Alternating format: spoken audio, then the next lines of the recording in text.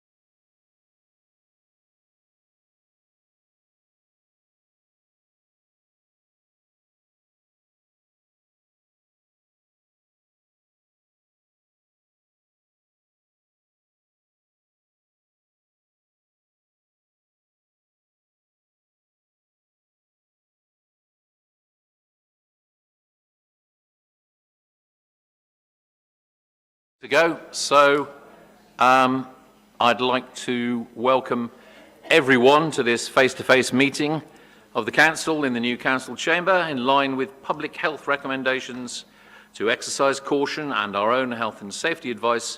The total number of councillors, officers and members of the public who can be present in the chamber is still limited to ensure the meeting can take place safely.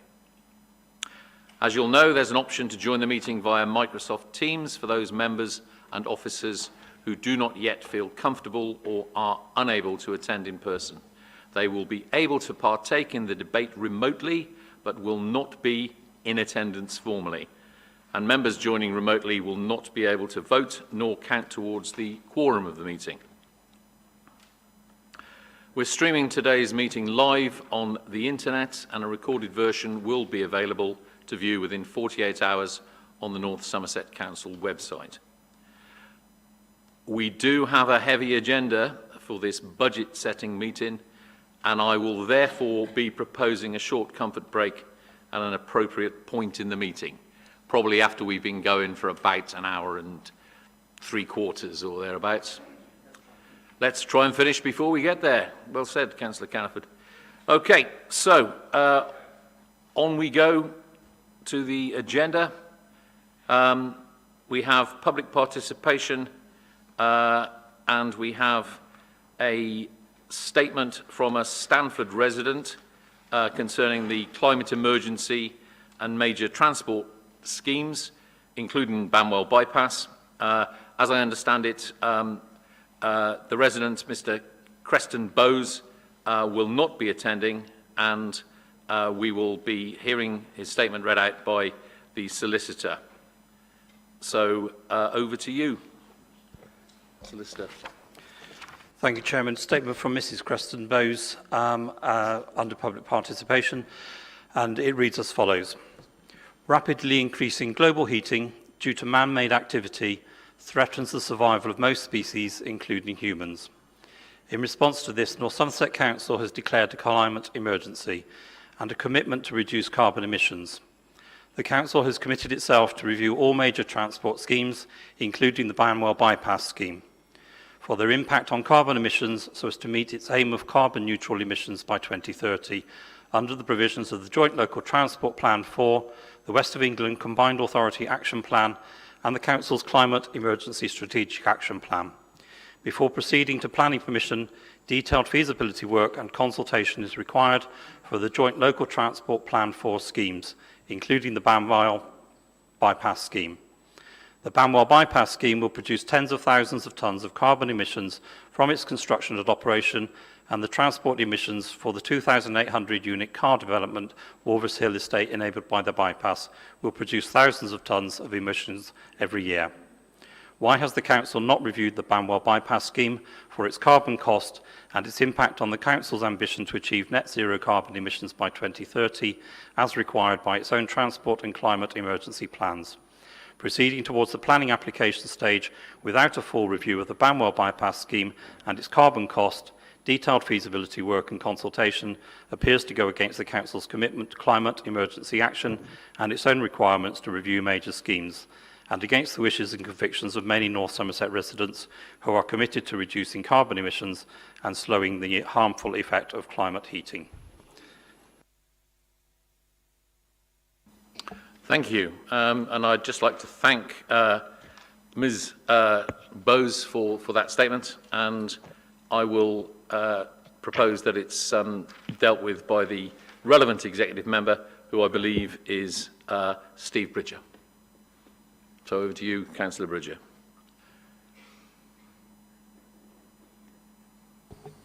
We'll send a response, a written response to Ms. Bowes. Excellent. Right. Okay then, on we go to item 2, apologies for absence. Chairman, I've received advance notice of apologies from Councillors Davies and Parker, and I also note that Councillors Goddard, Jacobs and Neve are joining us via Teams. Right, that's fine. And we've got then on to item 3, and we've got some petitions. We've got Councillor Porter, who wishes to present the following petition. So I'll hand over to Councillor Porter to deal with the petition. Thank you, Chairman. This is on behalf of the Oak Tree Park Locking residents. There's 143 park homes on their site. This petition is regarding the loss of a community bus service. The site, 74% of them there, 92% of the people there are over 74 years of age, so it's quite an elderly site. It's nearly just over a kilometre for them to get to the nearest bus. Now, when we had some 106 money from Locking Parklands, which provided them a community bus, and that has gone now. We are working with Carl Nicholson, and I'd thank Carl. He's been helpful to us trying to come up with a new community bus for them.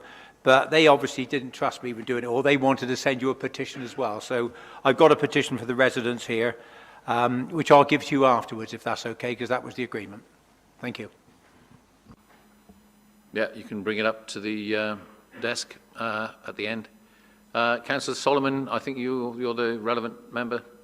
Not only that, I think that will come under Councillor Davies, but as the joint ward member, I also want to back what Terry has said, and to say that that particular park, I think, is only over 50s. There are no children allowed on that one. I think it's an over 50s only park, and they're quite a way out, so they really are missing out with their bus service. Thank you.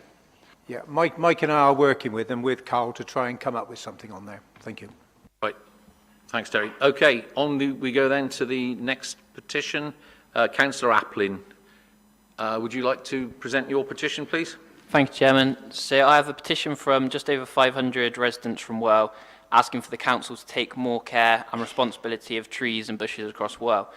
The first thing I wanted to make very clear with this is that I and the vast majority who signed the petition are very supportive of the work North Somerset Council is doing on the climate emergency and the process of rewilding. Both of those are really important things, and this petition is actually on a completely separate issue.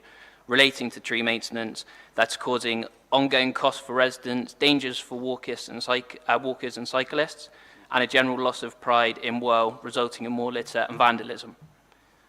On almost every occasion when I've raised issues with council trees causing safety concerns or ongoing maintenance costs to residents, the advice has been that the residents can cut the trees themselves if they like. Obviously, this is always met with disappointment or anger from residents, unhappy that this is as far as the council is willing to go. When I've gone back to officers on behalf of elderly residents or those with illnesses, such as one case with a resident who lived with Parkinson's disease, the advice was that the resident could hire a gardener to do the work. This is not the council being a good neighbour, and I'm sure there are other councillors here who must be as uncomfortable as I was that this is policy. Brambles and overhanging trees on footpaths and cycle paths are another big issue. We've encouraged people to walk, run, cycle and exercise more, but there are many places across the world where brambles or branches hang dangerously around head height. I've personally had experiences being scratched in the face by brambles, and I've spoken to a running group that's had similar experiences quite often. In terms of litter, it's no coincidence that areas with wildly overgrown bushes and weeds are litter hotspots, causing hazards to humans and animals. Many people are starting to blame the lack of maintenance on rewilding, and this narrative is gaining momentum. This is a shame because I believe you can rewild and be a good neighbour by maintaining plants and bushes. It's because they're totally separate issues. In fact, I believe if the council gets each one right, we can have an even more beautiful and environmentally friendly area. I hope councillors will be supportive of a refreshing policy and approach relating to maintenance, as it's the right thing to do for our residents and for the environment. Thank you. Thank you, Councillor Applin. I think I'm correct in saying that this is Councillor Solomon's That's bailiwick. correct. Yeah, and thank you, Councillor Applin. The thing is that we haven't got a bottomless budget to cover getting everything trimmed back, and we depend a lot on volunteer groups. And those volunteer groups are working very hard across North Somerset to help clear back brambles and clear paths, etc. So we are very, very much dependent on volunteer groups because we just don't have the resource to do the literally hundreds and hundreds or thousands of miles of hedgerows throughout North Somerset. Again, with litter, we depend very, very much on volunteer groups, and they're doing a sterling job where they're working. So I appreciate what you're saying, but it is a lot of it is down now to society working together with the council to try and help us manage our budgets, where we use the money that we have got in places where we really, really need it, and we try and get people on board to help clear their own neighbourhoods. So I take on board what you're saying, but it is down to people really volunteering and helping. So thank you. Note that Councillor Shopland had his hand up.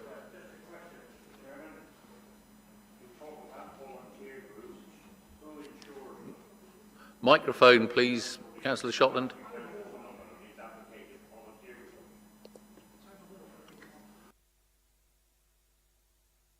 Sorry.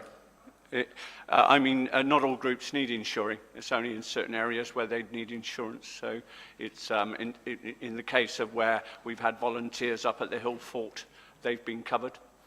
So not all groups need insuring.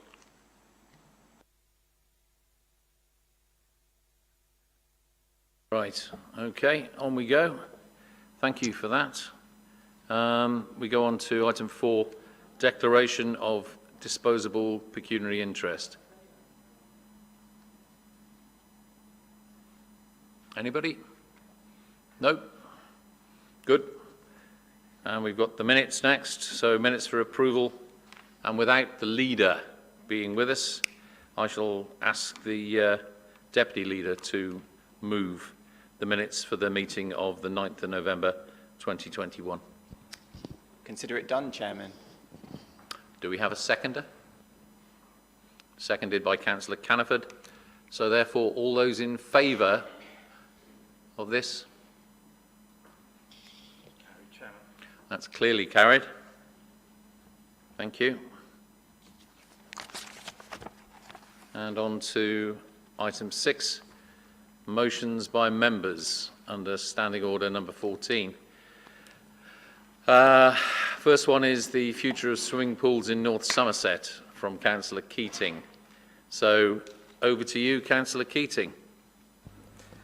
Thank you, Chairman, for giving me an opportunity to speak to this motion. Colleagues, I'm sure, of course, have read the motion in detail, so I'm not going to read it line by line, but rather set out a couple of points of why I think it's important that we carry out a strategic assessment of our swimming pool provision across North Somerset and also seek additional funding for this vital facility from national government.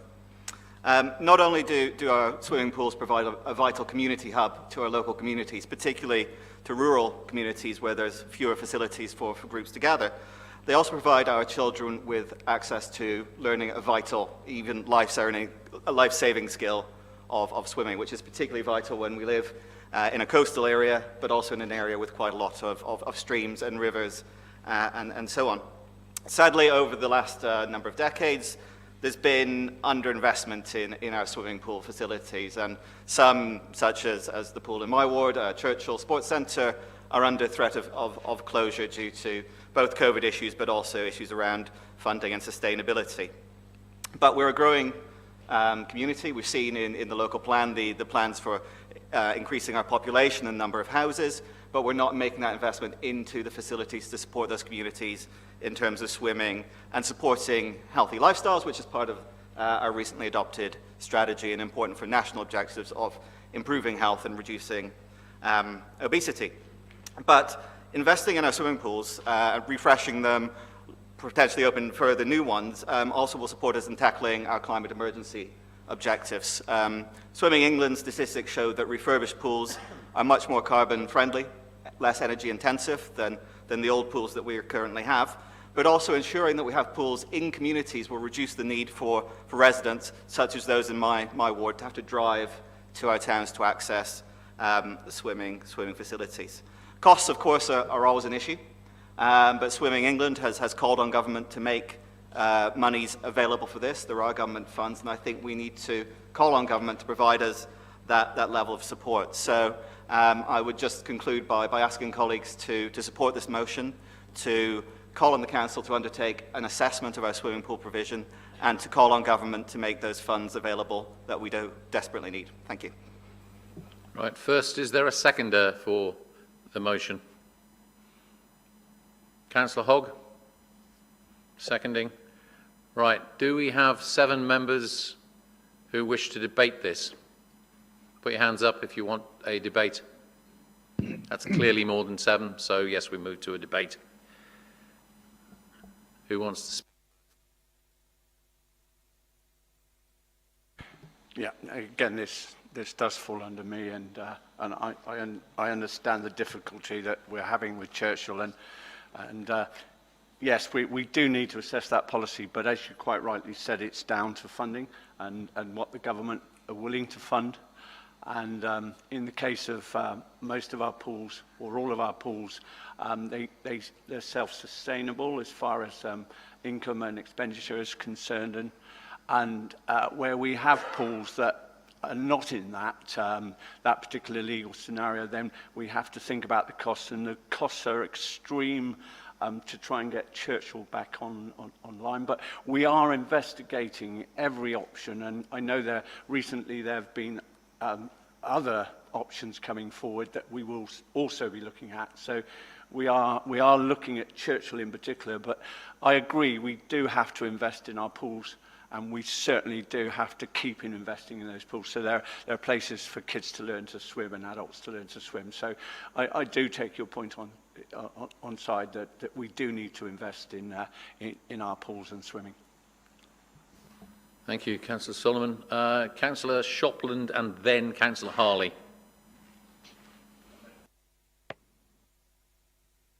I'm not a very brave man, and I'm rather shaking in my shoes with the last or the third demand. I don't think that this council can demand anything from the Chancellor of the Exchequer. We might be able to ask him, but I don't think we can demand. Thank you, Councillor Shopland. Councillor Harley. Thank you, Chairman. I'm quite happy to support you on this, and I wish you the best of luck, actually, because the previous administration tried for a very long time to get some funding, and that actually had people running it, and it was, unfortunately, unsustainable because of the very reasons of the financial support. And also because the swimming pool is actually almost on the site of Churchill School, and at that time Churchill School did not want people coming in because of health and safety and safeguarding, etc., etc. And I think to make a pool successful, I mean, I'm going to stand up now and tell you I can't swim, but anyway, if you want to make a pool successful, you have got to bring the community with you. And I really feel that somewhere along the line, the community may not be with you because they've got other costs involved. I mean, we know Winscombe has got a lot with the recreation ground. And I think the poor government has been called on everything. But I'm quite happy to support you on trying to do that. But I do think we've got to realise Churchill is in a very unique situation. And for a successful pool, you've got to have the backup, you've got to have the realise how much it's going to cost you to sustain it, all of these sorts of things. And in a way, if there's going to be any pressure whereby the school has first call on it, you've got difficulties. And this is what happened in the past. So it's quite clear that you have to sort all of these things out first of all, but I'm quite happy to support it. Thank you, Councillor Harley. Anybody else indicating? Councillor Cherry. I have a special interest in this, actually. I was one of the first cohort which we got compulsory swimming lessons. And when they did this, children were literally thrown in and to see if they nearly drowned. Actually, it was extraordinary because 2 years earlier, I had gone to the sea in West Wales, and I did nearly die. I was swept out to sea. Fortunately, I was caught, but so I really know that it's so important that our children are taught how to swim, and we need swimming pools, because especially at the moment, we want our children to be able to do wild swimming as well. And I think the reality is that we must have those resources because parents would like their children to swim. Thank you. Councillor Havison. Yes, as somebody who used that facility very regularly before it was closed, I must confess I have a personal interest in keeping it open. I was also very aware of some of its problems. A lot of it was due to its location, which is very unfortunate. A lot of people are not aware that it exists. It's right on the edge of a village. And people come, it's not obvious that there is a facility there, so I think that would be one way forward to increase the use of it if we manage to keep it open. The other thing is that people actually do, it's not just Churchill and residents who use it, it's Rington, Congsbury, as far as Cheddar, even though they have their own facilities there, Winscombe, Sandford, Banwell. As I used it myself, I can vouch for that. So it's used by a big environment, Blagdon obviously as well. So the need is there. And the other thing is that maybe the university with 400 students and 400 staff could be involved in these plans because they maybe with special deals or more public publicity, because it's a massive site, and I know for a fact that the majority of staff and students do not even know this facility exists. So I think that was one of the reasons why it was so underused in the past. Thank you, Councillor Havison. Is there anybody else who wishes to speak? Councillor Hogg. Yeah, I just wanted to add my support for the motion. Thousands of children, school children, have learnt to swim at Churchill School, including both my children. I think some of the swim schools perhaps fall off the radar when you're looking at numbers because they operate as sort of private swim schools. And there are hundreds of children currently that use Churchill, are members of that swim school. And I just think, you know, how can we be promoting healthy lifestyles and fewer car journeys and you know, increasing housing in these areas? Churchill, as we know, has been under significant pressure from developers.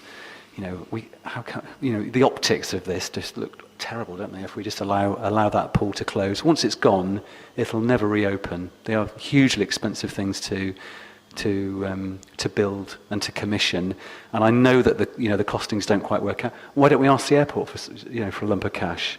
You know, I sit on the airport community fund. You know, there's a lot of children in my ward which sits under the flight path that would only be too happy to take some of the money off the airport. So, just a thought. Sounds like a good idea. Right, we've got Councillor Bell. Sorry, Councillor Bell. We'll take Councillor Neve on Teams first.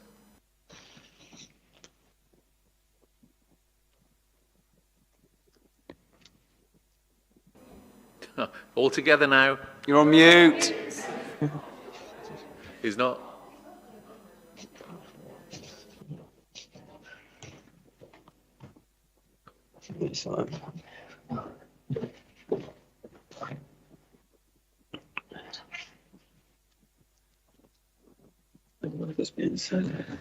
Yeah, we share your pain, Councillor Neve. We'll try and get back to you. Oh, we heard him then. So we'll go. Try again. Oh no, we can't hear him. Only when you clap, Phil. Yeah. Not even then. Okay, we'll come back to you, Councillor Neve. No worries. Councillor. Thank you, Chairman. I just wanted to sort of say something about the fact that clearly we do spend a lot of money on our leisure centres, and I completely agree with the motion, and the challenge that we've got is that we haven't got enough money to invest in our leisure centres. You know, the budget that we're talking about later has got something like £3.5 million of funding for leisure centres, theatres and other community facilities. We spent more than £1 million during the COVID pandemic supporting our leisure centres. We have invested in leisure centres, but the bottom line is, and this is exactly what the motion talks about, we have more and more statutory services that we have to provide, more and more demand, particularly around our social care services, which leaves less and less money to spend on other things that are important, including, unfortunately, leisure centres. And the maintenance challenge and backlog doesn't disappear, unfortunately. It's actually getting worse as we go on. So if we're ever going to meet that demand and provide new facilities for new generations of people living in North Somerset, we are going to need more support from government. And we know that that's a message that's been clearly echoed by the Local Government Association, by Sport England, by Swim England and many others who recognise that there's £1 billion worth of backlog of investment in swimming facilities across England, and the government just isn't putting enough long-term investment into it. So if we want to see a step change, I'm afraid, Councillor Shopland, the only way we're going to do that is to demand the government do more, and so I absolutely support this motion, and I hope colleagues will as well. Thank you, Councillor Bell. Councillor Holland. Thank you, Chair. Yeah, I agree with Councillor Bell. I agree, yes, we should be demanding, we should be making demands of government. If there's grant funding out there, they are making demands of us in terms of housing. We should be making demands of them in terms of infrastructure. And I feel very, very guilty about all the work that's just been done on Parish Wharf now. And I think it's fabulous that I can just walk there. It takes me half an hour because I've got the kids, but I can walk there. And to think that there isn't any facilities for people in the south apart from outside Weston, I think is terrible. And yeah, I absolutely fully support you. Thank you. Anybody else? Councillor Crewe. Thank you, Chairman. Well, just to point out, we do have 13 swimming pools in the district. However, what I would say is the important thing is I do support this, But just to remind members, we did have an in-depth look at this at Scrutiny. There is a report available, and we left that to have discussions with the community to see if we could get them involved as part funding, which would allow us then to actually apply, not demand, but to apply for grant funding. It might be, Chairman, the best way forward is to move that back to Scrutiny to have a second look and see what happened from those reports, what came back from the community, and maybe have another in-depth look at that. Are you making that an amendment, Councillor Crew? Well, if the proposer will accept that, I think that is probably, because a lot of work has been done, it probably would take it forward quicker. Is that acceptable? Yep, that's acceptable. Right. We'll try and let Councillor Neve speak. So let's keep our fingers crossed. Councillor Neve.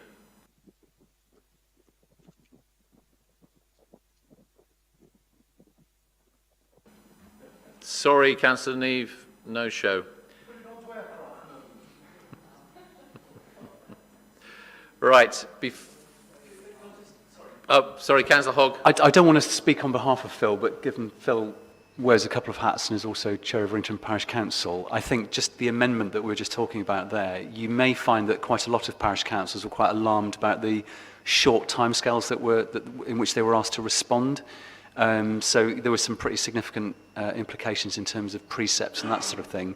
So I think whilst we want to take into consideration the feedback we got from parish councils, you know, I think we need to maybe separate out the issues around timing and make sure that we don't discount or assume that parish councils weren't interested in part funding because they were given a matter of weeks to make decisions, you know, after they'd set budgets and stuff. So, yeah, bear that in mind when you're thinking about the amended motion.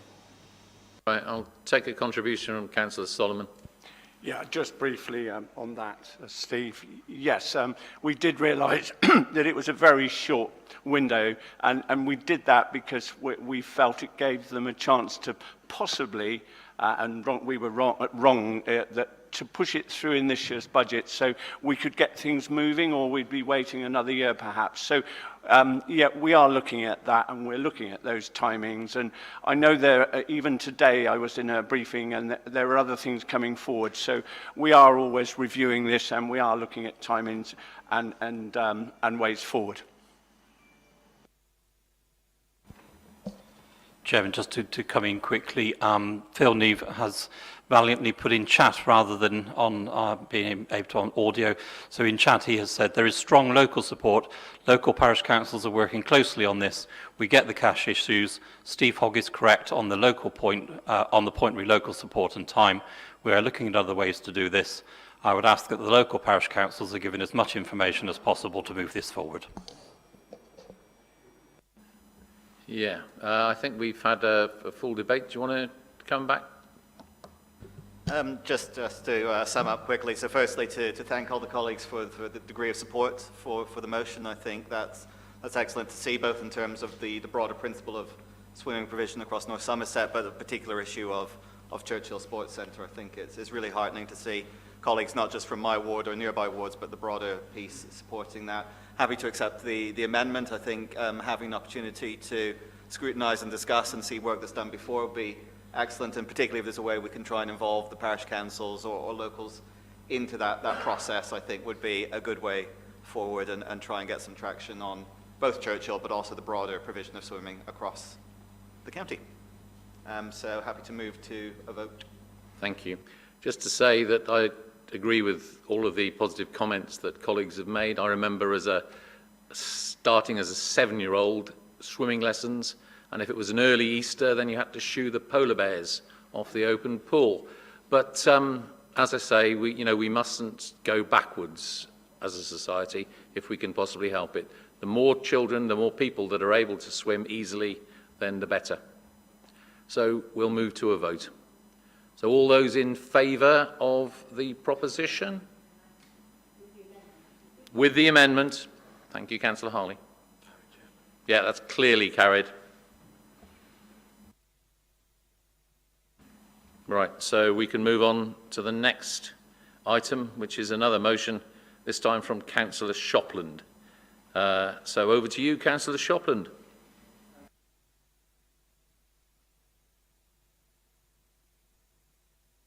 Microphone, please, Councillor Shopland. Can you put your microphone on? There you go. Oh, I didn't realise I needed that. Mr. Chairman, may I respectfully ask that this be treated as two separate entities, because although it's written paragraph 1 and 2 that they be treated as separate entities. Mr. Chairman, the motion to increase the number of members serving on the P&R committee is placed before you because since the last election, many individual councillors have been playing a decreasing role in the affairs of this council and are finding it hard to fully represent and protect their electors' interests.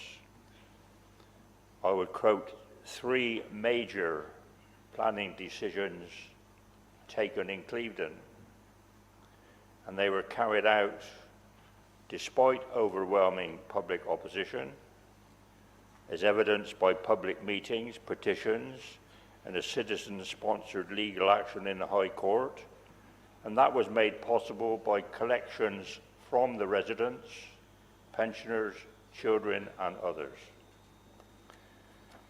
These and other matters are starting to make those who voted for us question the ability of this council and its members to serve their interests properly. And that is a very worrying scenario for any councillor who wishes to diligently serve his electorate. The one thing that affects every individual living in North Somerset is planning. And it is increasingly becoming more difficult for a councillor to fully represent their electors in these matters.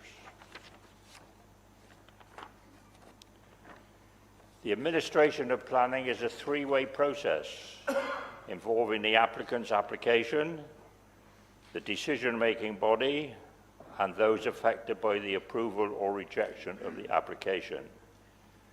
The decision-making procedure should be open and visible to all, with ample opportunity for those affected to make their views known. I mustn't talk about the good old days, but once we had area committees and a large P&R committee, but now most decisions are taken behind closed doors, mainly by officers, making it appear that the planning administration in this council is in the hands of the favoured and chosen few. That's wrong, because officers are only there to advise and carry out members' wishes and not make decisions. The present system is a negation of the democratic process in that sense. Political parity should play no part in the planning process, as all councillors should have a meaningful say in planning. Planning is not a matter to be decided by, shall I say, solely by rote or by book. It is also an adaptation of aims and views to suit those affected by it. I therefore ask this council to support the motion to increase the numbers of members serving on the P&R committee, and by so doing restore some planning powers back to its members, and to reassure those that we represent that we are always endeavouring to satisfy their needs and desires, not those of outside forces. Thank you, Mr. Chairman. Thank you, Councillor Shopland. We have a hand up. Hi, Chairman. Councillor Bryant. Councillor Bryant, sorry, I couldn't quite recognise you. Okay. Pardon? We need, so, Councillor Bryant, before you continue, we need an indication that we have 7 members who wish to debate this, and we clearly have more than 7 members who wish to debate this. So, Councillor Bryant, you may speak. Are you seconding? Yes, I will do, Chairman. Thank you. Chairman, the point I wish to make is that under this existing system, there is a huge unfairness, and the unfairness is to the majority of councillors i.e. 37 of them, that don't sit on this august body of just 13. And to explain that, make a comparison between Councillor Shopland and myself. I sit on this committee. I can bring a motion to planning and bring an item, and I can vote on it. Whereas Councillor Shopland and the other 36 members can bring an item to this committee, can speak on it, but they do not have a vote. Now, what I'm talking about is when you get, of course, a very tight position on the voting system, and it can be swayed either way. And that means that the 13 of us that sit on there have an advantage over the other 37. If you think that's A-OK, then vote it through.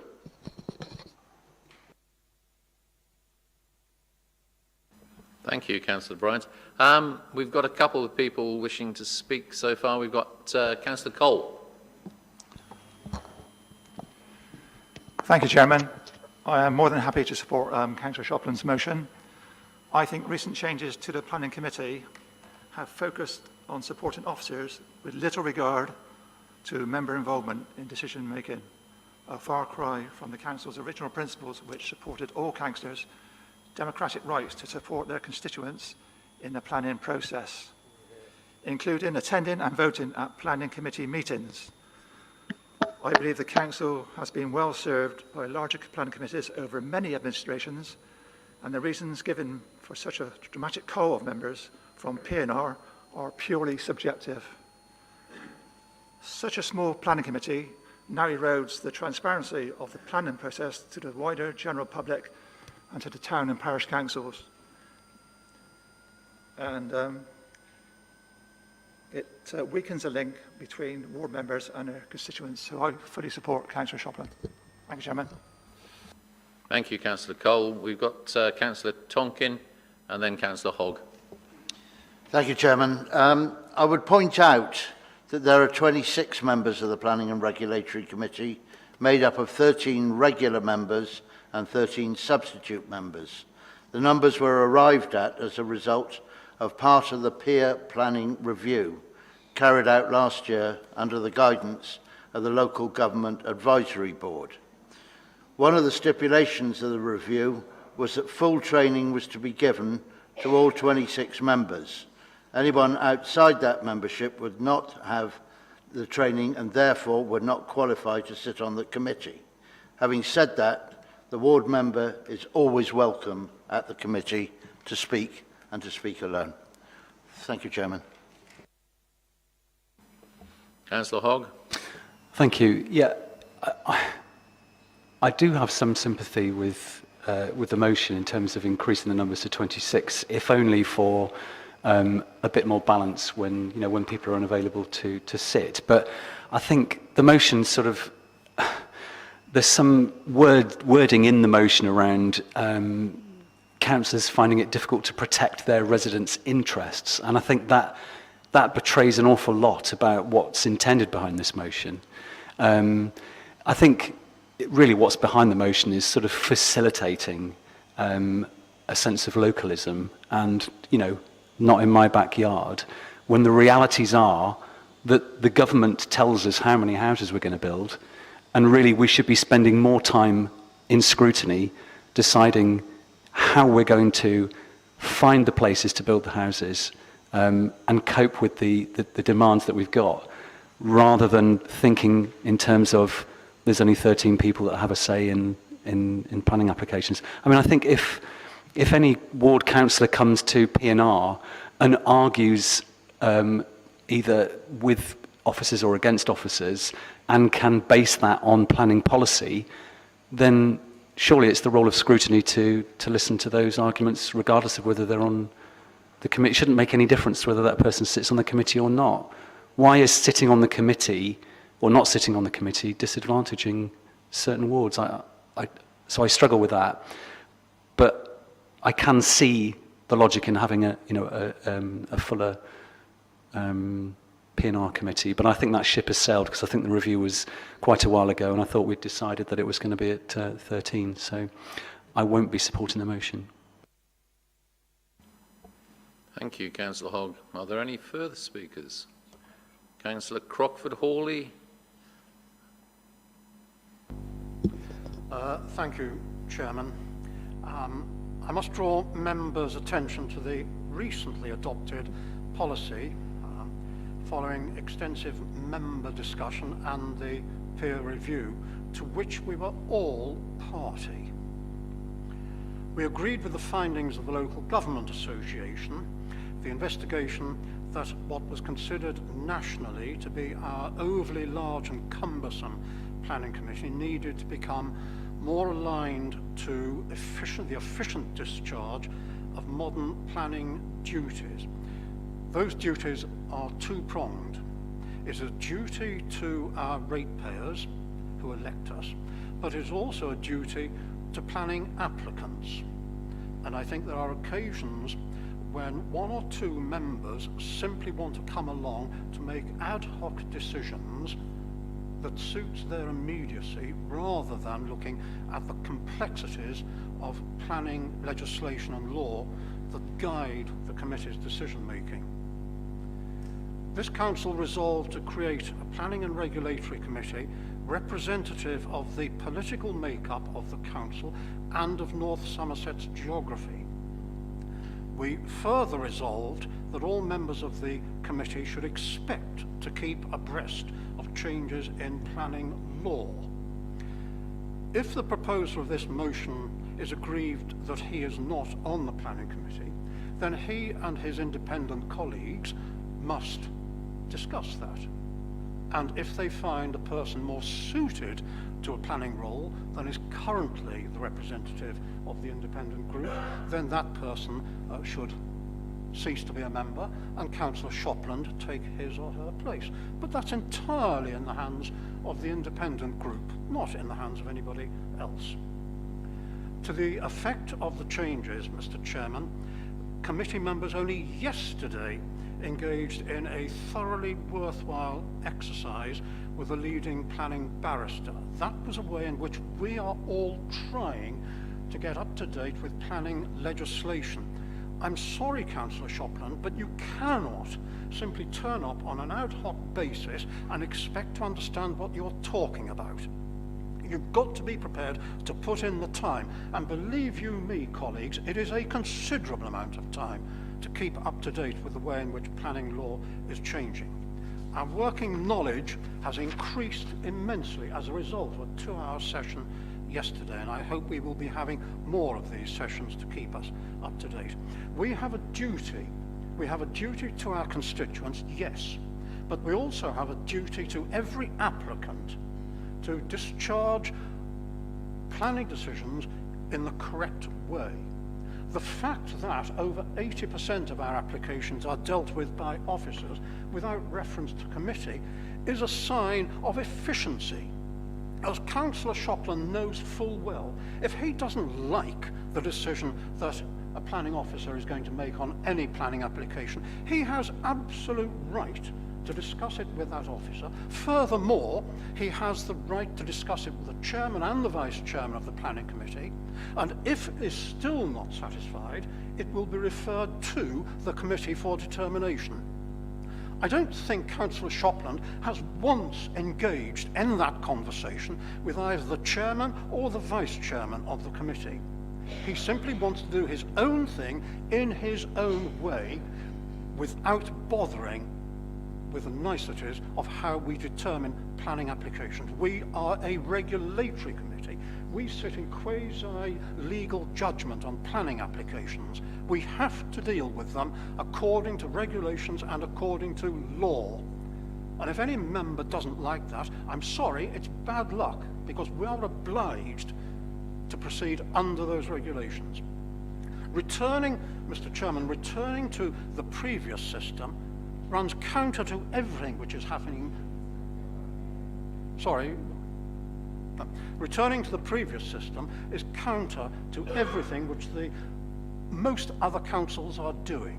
In fact, I'm going to say all other councils are doing. There are very few who want to go back to what one or two of you hanker after the old days when every councillor had a role determining every planning application. And for those of you who are not as old as some of us are, that would have entailed hour after hour sat in this chamber at 3 separate meetings dealing with every footling planning application. We cannot go back, Mr. Chairman. We cannot, and we must not. Thank you, Councillor Cropwood-Hawley. Mr. Chairman, can I move that we take the vote? Because we have debated this in April last year and July last year, and we seem to be having the same debate again. So I'd like to move that we take the vote. Chairman, I did have my hand up. I know. Councillor Bryant, 3 people had their hands up previously. I'll go with, I'll take the middle one because you've already spoken, Councillor Bryant. So, Councillor Petty. Any further speakers, you have had a closure motion put, the question be now put. You must therefore form your view as to whether there has been sufficient debate, and you must take that view first, and only if you decide that there hasn't been sufficient debate do you not take the vote. Thank you. I'm a true Democrat. I like to have everybody have their say. However, there have been trenchant views expressed on both sides of the debate, at least 3 on each side. So on that basis... Point of information, Chairman. Point of information. Councillor Bryant? Could I possibly ask that you take it to the officers and ask them to take out this unfairness that I spoke of? Could you be specific about the unfairness, Chairman, that is not a point of information. A point of information is when a member moves to challenge the factual accuracy of another member's speech. Right. On that case, we rule that one out of order. And on my balance of judgment, I would say that we've had trenchant views expressed on both sides, and therefore I think we should move to a vote.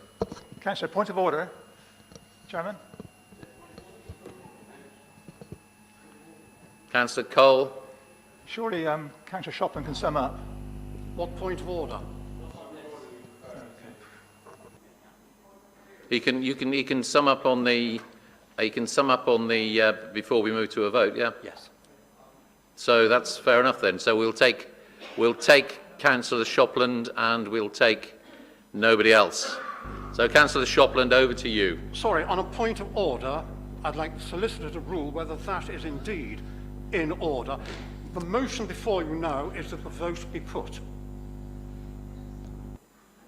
Over to you, Solicitor. So, Chairman, you take the vote now on whether the vote should be taken.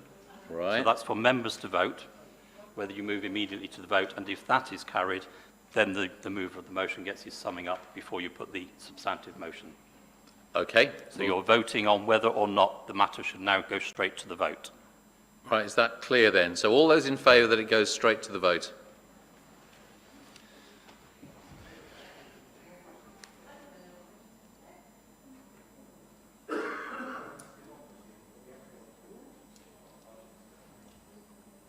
Thank you. And against? And all those against? And any abstentions? And are there any abstentions? Thank you. The closure motion is carried. Therefore, you go to the vote. But first, the motion, the mover of the motion gets to sum up, Chairman.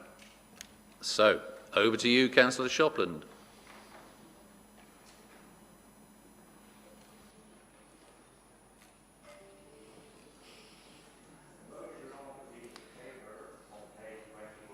Speaker, please, Councillor Shopland.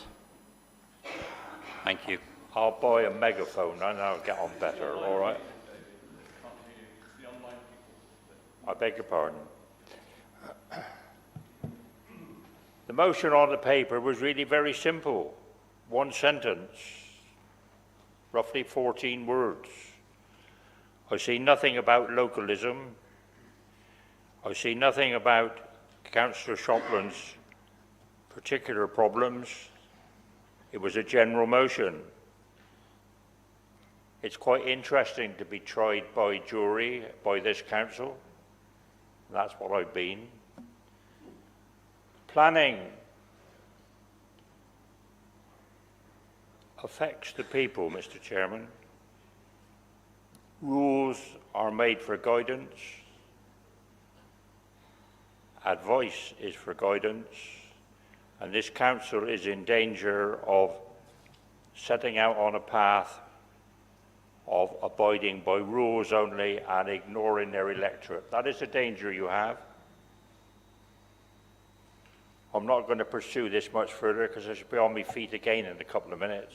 Mr. Chairman, I just move that the motion be accepted. Thank you, Mr. Chairman. Just for clarity, it's both parts, is it, Councillor Shopland?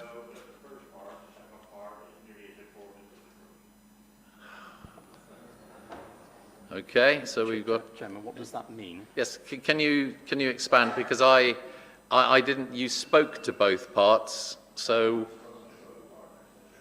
Chairman, the motion was moved as one motion.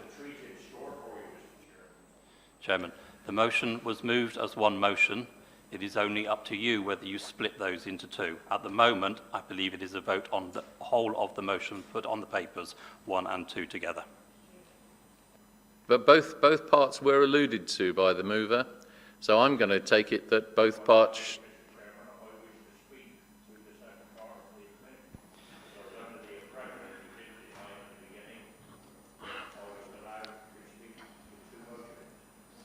But you didn't specify that you wanted 2 votes, did he?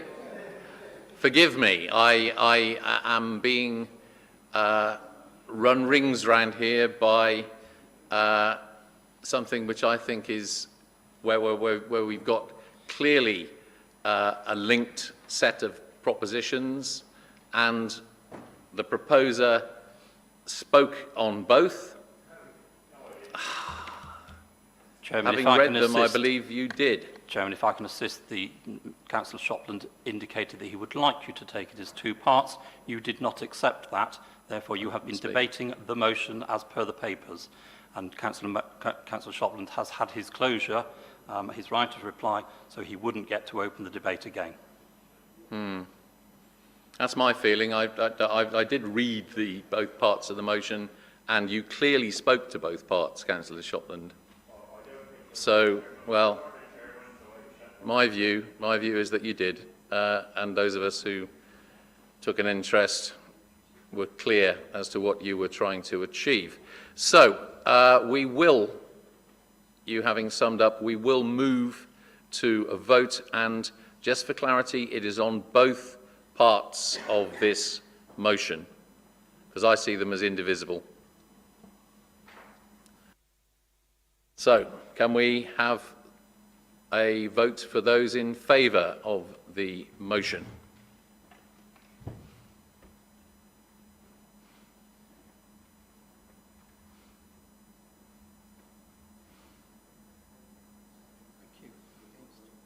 And those against? Any abstentions? And are there any abstentions? Thank you, Chairman. The motion is lost. Thank you.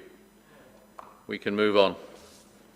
So, we move to matters referred from a previous meeting, and there are none.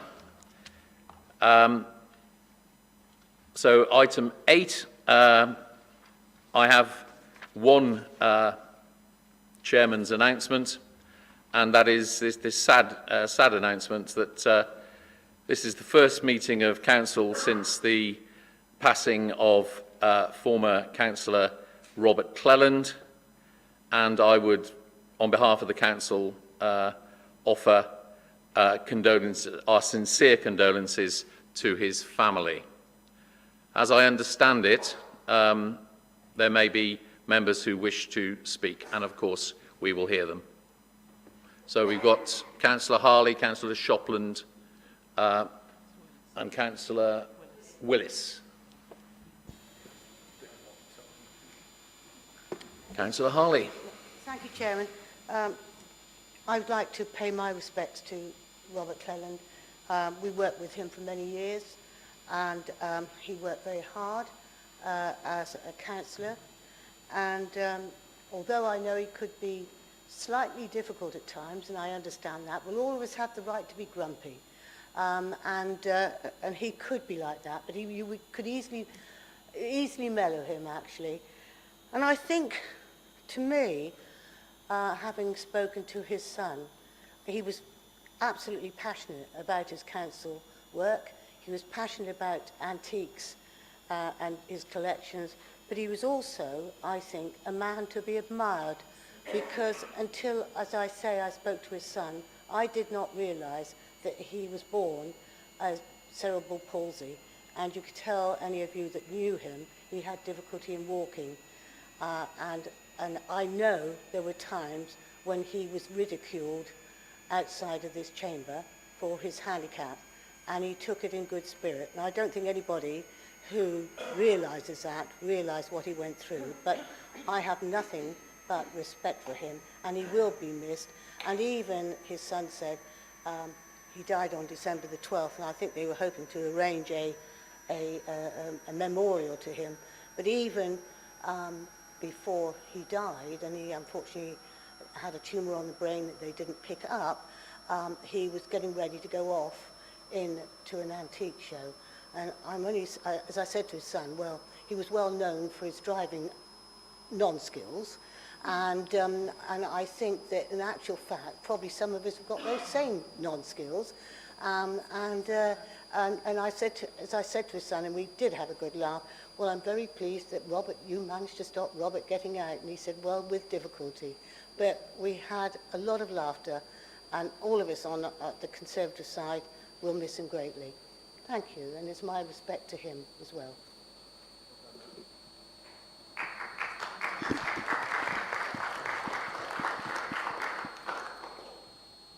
I think it was Councillor Shopland.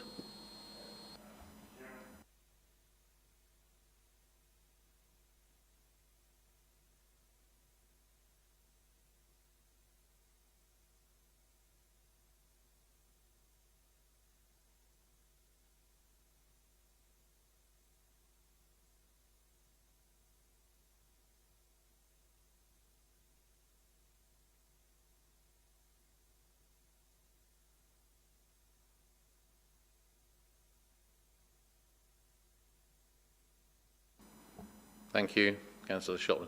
Councillor Willis. Thank you, Chairman. So we'll echo my colleague, Councillor Harley's words, but I would also like personally to say Robert was quite a man. He had a number of careers. He was a very, very clever man, and he was a stockbroker in his younger days. And then he took to antiques. And what he didn't know about antiques, it was fascinating. I was one of the unfortunate people who went in a car with him once, and I can only say that it was a white-knuckle ride, and Robert and I laughed about it many times. He's the only person I've ever driven with, and he would be laughing now. I suspect he is looking down laughing. He's the only person I've ever driven with where I got out the car and the imprint of my fingers were in the dashboard, because he drove along and everything he saw he spoke to. Oh, there's a tree. Oh, there's... And it was a white knuckle ride, and I went all the way to Keynsham with him on a scrutiny panel. So I did have to then sit and think I've got to come back, which was awful, bless him. He spent many hours with my husband and I, Christmas times, etc., as he was alone, but he was very passionate about what he did, and he actually did go through not only health problems, but he had a severe dyslexia, and when he put his reports into council, it was amazing that he managed to get it together, and his reports were really interesting when he was our heritage champion. So a very dear friend and a colleague, even though, as Anne said, could be difficult, but I think most of his difficulty was his frustration with himself because of his capabilities. So thank you, Robert. Thank you for all your serving. Thank you, Councillor Willis. Is any further comment from anybody? No. I'm very happy to see the good points brought out there. It was very indicative of a council working well together, in my view. So, Daisy, we move on to Leaders' announcements. There ain't no leader here, but the deputy leader has no announcements. So chief exec's announcements. Again, no announcements.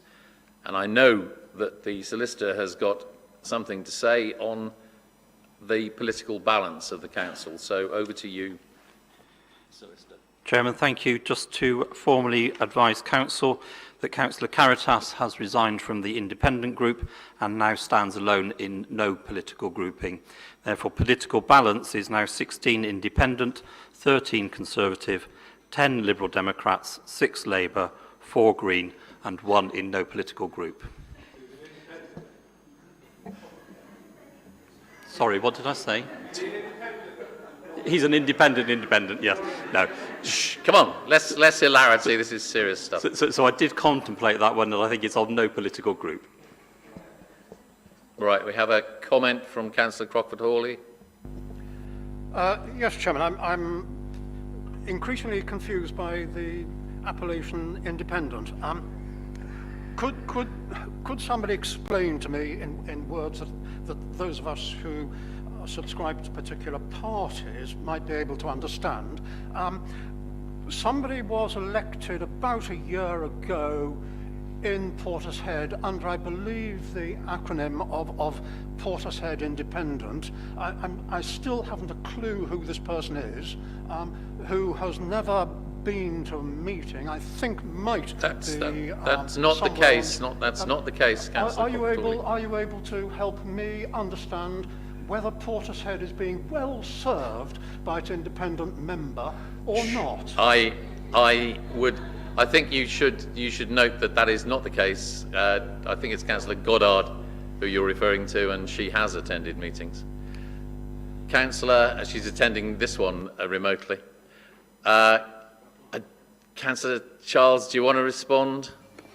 I just don't think cheap political point scoring is actually due here, and I think that's not really necessary. Right. Thank you. And Mr. Chairman, we should have less of that. Point taken. I think everybody's taken the information they need, and I think we can move on.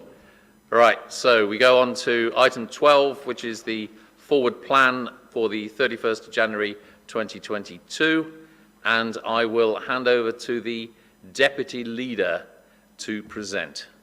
Councillor Bell. Thank you, Chairman. Just move that the forward plan be noted. Thank you, Councillor Bell, and yes, it's indeed noted. And we'll move on then to item 13 and the Policy and Scrutiny Panel reports. And as I note, Councillor Richardson, I believe, is going to present on behalf of the chairs of the 4 committees, or panels. So over to you, Councillor Richardson. Thank you, Chair.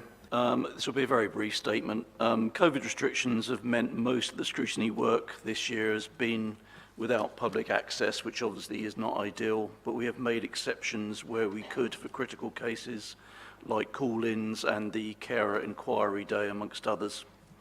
Despite those restrictions, scrutiny panels have been very active in the last year, as evidenced in the report.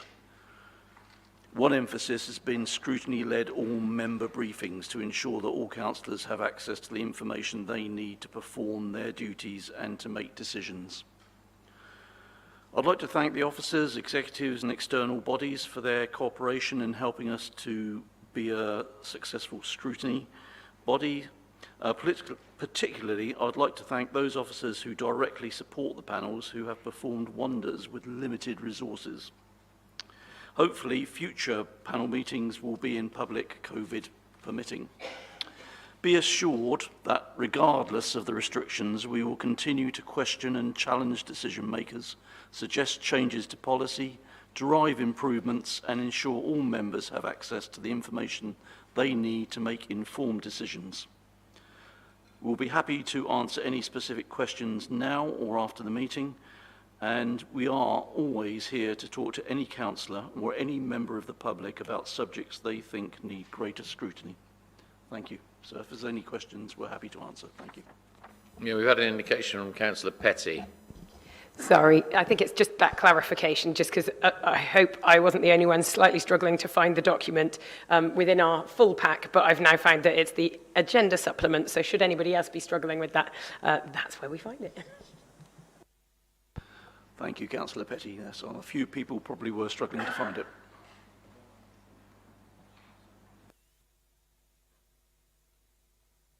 Councillor Codling. Thank you, Mr. Chairman.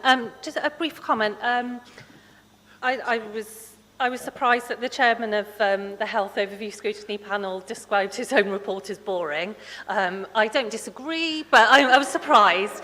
It's in your gift to make it exciting, I would suggest. I also appreciate there may be use of shorthand in terms of health system within our terminology. We can't list everybody all the time.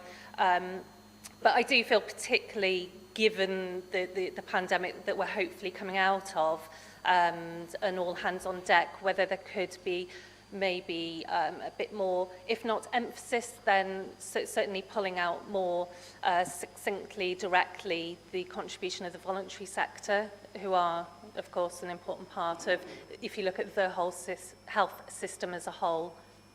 So it's a suggestion as well as a request. I'll respond, yeah. I'm a boring man, so obviously it's going to be a boring report when I wrote it. But yeah, I'll take on board the voluntary bit. And Health Watch as well, you know, they've been incredibly helpful throughout all of this. Yeah, fair challenge. Thank you, Councillor Codling. Yes. Sorry, we move on. Are there any further questions? No, we're okay then. We can note the report and we'll move on to item 14, question time. And this one's, as you know, total time limit of 20 minutes, which I will keep an eye on. So, as with the petitions, if you can bring your questions up, those that aren't already noted, if you can bring them up to the bench at the end, please. Right, so we've got 4 questions. Yep, we've had a few more coming in. So we will take the ones that are already known about. So Councillor Keating, over to you. Thank you, Chair. A question for Councillor Solomon, please. Residents in Churchill are increasingly concerned around road safety on Ladymead Lane. I think you've been party to some correspondence around that, but traffic is increasing due to new developments in the area, but we see also in the local plan proposals to add several hundred houses along the lane, and as well there's a proposal by the Department for Education to build a new school, again along a fairly narrow piece of roadway. So my question to the executive member is, will he commit to working to find ways to improve the safety for users of that road, in particular around active travel, to ensure that pedestrians, cyclists and horse riders can coexist with cars on what is a quite dangerous piece of road? Thank you. Yeah, I most certainly will. And I'm looking to get officers together very soon and involve ward councillors as well to discuss these issues. Thank you. And the next question is Councillor James, and it's addressed to Councillor Davis as the leader, but he's not here. So, Councillor James, you can still ask the question. I believe Councillor Bell should be replying. So that well, in which case, yeah. Councillor Bell can reply then. So February, thank you, Chair. February marks LGBTQ History Month. The theme is art and politics. The arc is long. Many residents may look back and learn about amazing queer artists like Clevedon's Doris Hatt, who pioneered modernist art whilst running to be a communist councillor for Clevedon Walton, whilst living with her long-term girlfriend in the 1940s. This month, it's also been 1 year since my petition. I've spoken with Councillor Gibbons about this, signed by over 500 people calling for Rainbow Crossing in Portshead, and Councillor Gibbons' petition calling for 400 people calling for Rainbow Crossing in Weston.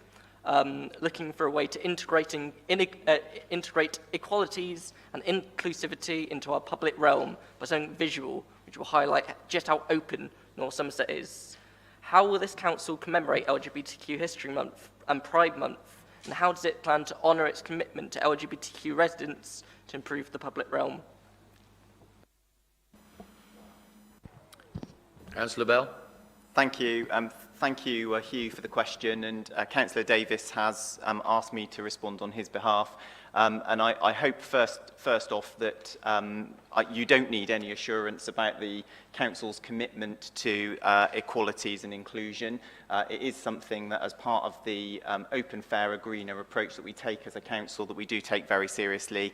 And I think it's really helpful to have continued challenge about that, because I think there's all, as a community, more that we can do to be more inclusive and address the concerns of groups across our community.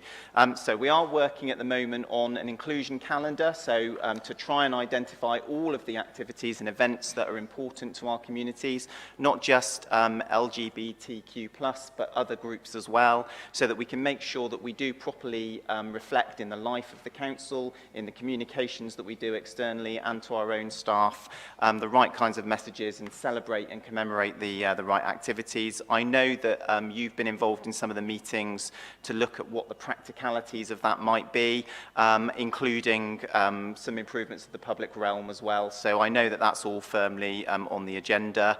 We want to make sure that we are focusing on the equalities issues that are really the most important to the community. So let's keep the dialogue going. We're obviously committed to celebrating Pride this year, and we really look forward to hosting UK Pride next year, all going well. So we've got lots of more work to do to celebrate some of those events and activities coming forward, but particularly around the inclusion calendar and really making sure that we embed all of those activities in the working of the council. We're totally committed to that and look forward to carrying on to work with you and other groups to make that happen. Thank you. We can move on to Councillor Charles. Thank you, Mr. Chairman. I'm sure myself and other councillors would give thanks to Councillor Petty and staff, who gave a really great briefing on the work being done with regards to engagement the other day. But I'd like to ask a specific question. Would the executive member consider, within all the excellent community engagement work going on, the creation of an engagement impact assessment tool, similar in design to an EQIA, Equality Impact Assessment, that would ensure consideration of adequate engagement and the impact of engagement on any public-facing policy, procedure or action of the Council? Thank you. Thank you very much for your question, Caritas. I think you raise a really interesting point, and the Council is working towards an engagement strategy right now, so that's very timely. I will ensure that the idea of an engagement impact assessment tool is considered when the work continues towards delivering the engagement strategy. It's made me reflect upon examples of different engagement that I've seen in the past few years. The co-production of adult services that was a councillors' event in October last year. The engagement meetings last week co-hosted by the Centre for Sustainable Energy alongside North Somerset Council Climate Work on renewable energy workshops, and the work done in children's services to empower the Parent Carers Forum. So I think there are good aspects of engagement taking place, but certainly I welcome that specific request that you've asked about. In the past year, there was a commitment to develop a consultation and engagement strategy. But when the officers started to kind of soft market it among other officers, they found that officers were saying, actually, consultation and engagement are two very separate pieces of work. And so we like to see those taken as separate pieces of work. And so the consultation piece of work has progressed well and is moving forward. And then there's soon to start the engagement process. So that's kind of an update on that process. But I do intend to write you a full written response, and I'll share it with all councillors, actually, because I think that should be informative for all. Thank you very much. I did want to just catch the comment in response to Hugh James's question, both happy birthday, but also on that question, For those of us using social media, I'd really recommend you follow North Somerset Libraries and also the other, we've got other posts that come out from the council on LGBTQ+, and I find it really positive to share those messages using my forums, using my networks. They promote online advice, but also there are great face-to-face support groups, family groups, older people meetups that I know are taking place across North Somerset, and the more we can do to champion that, the better. Thank you. 2 for the price of 1 there, Councillor Petty. I didn't want to raise Councillor James's birthday in case he hadn't brought cake for everybody, but there you go. Councillor Charles, very quickly, please. I only wanted to add that with regards to an engagement impact assessment, that you need to look no further than my Conservative colleague, Councillor Codling, who actually has written one that is outstanding and would probably be happy to share it. Thank you. Right, on we go then, and our final pre-notified question is from Councillor Havison to Councillor Solomon. Yes, sorry to add another question to your long list, Councillor Solomon. One of my residents has asked if cyclists are permitted to use the park and ride at Long Ashton and use their bike instead of a bus to cycle into Bristol to their office. As I understand it, this is currently not permitted. On the website, Travel West website, in answer to one of the frequently asked questions, it says, "Can I park my vehicle and not catch a bus?" And the answer is, this is not currently possible. If you'd like to get more information, please contact the local authority in charge of the site you're interested in. I was wondering why this was, and I can only think of 2 reasons. One, maybe we don't want football fans to drive there and then walk across some dangerous roads, or maybe because of some funding issues. I've also been told in the meantime that it is actually Bristol City Council who are running the car park, the park and ride park. And so what I would like to ask you is whether you can write to your counterpart on Bristol City Council and ask, because there is a cycle exit route from the car park, and it seems completely ununderstandable why people can't simply cycle from there. Thank you. I'd be more than happy to do that, Karen. Yeah, Karen. Yeah. Right. In which case, we now move to any other questions. We have 3, apparently. So, Councillor Gibbons, we'll start with your question.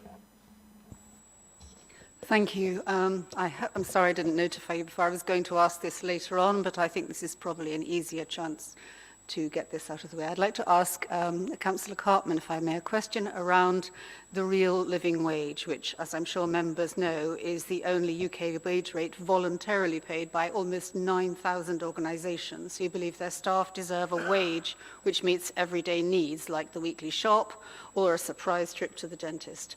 I'm asking because recently Western Town Council became accredited as a living wage employer, and I have been contacted by a number of council colleagues to ask what the situation is with North Somerset. And I know how committed my colleagues on the executive are to making sure that our staff and partner organisations pay a good wage. So I'm just wondering if Councillor Cartman could take this opportunity to fill us in on what the latest situation is in terms of the real living wage and North Somerset Council. Thank you. Thank you, Councillor Gibbons. So the real living wage is about 60p an hour higher, I believe, something of that magnitude to the national living wage. So all our staff, so we looked into this last year, all our staff are, the short answer is yes, all our staff are on the real living wage. There is a slight lag, though, in terms of the way the pay works for the council, because the pay award works that it has to be settled by the unions and then back pay. So but there is a timing lag, but they are effectively there, with the exception of apprentices, but I believe there's different rules for them. The bigger issue is about the supply chain that sits behind the council in terms of all the services we buy. And the initial work that, when I looked last autumn, made that pretty much unaffordable for us as a council at the moment, although we're going to come to the budget, I'm sure, mainly because, of course, we are involved with social care. and wages are very low in the social care. So to move all of that up to the real living wage would be too much. But we've got our people strategy coming forward, and our intention is that we will make a commitment in that as a council that all our staff will remain on the real living wage or higher. Thank you, that's really helpful.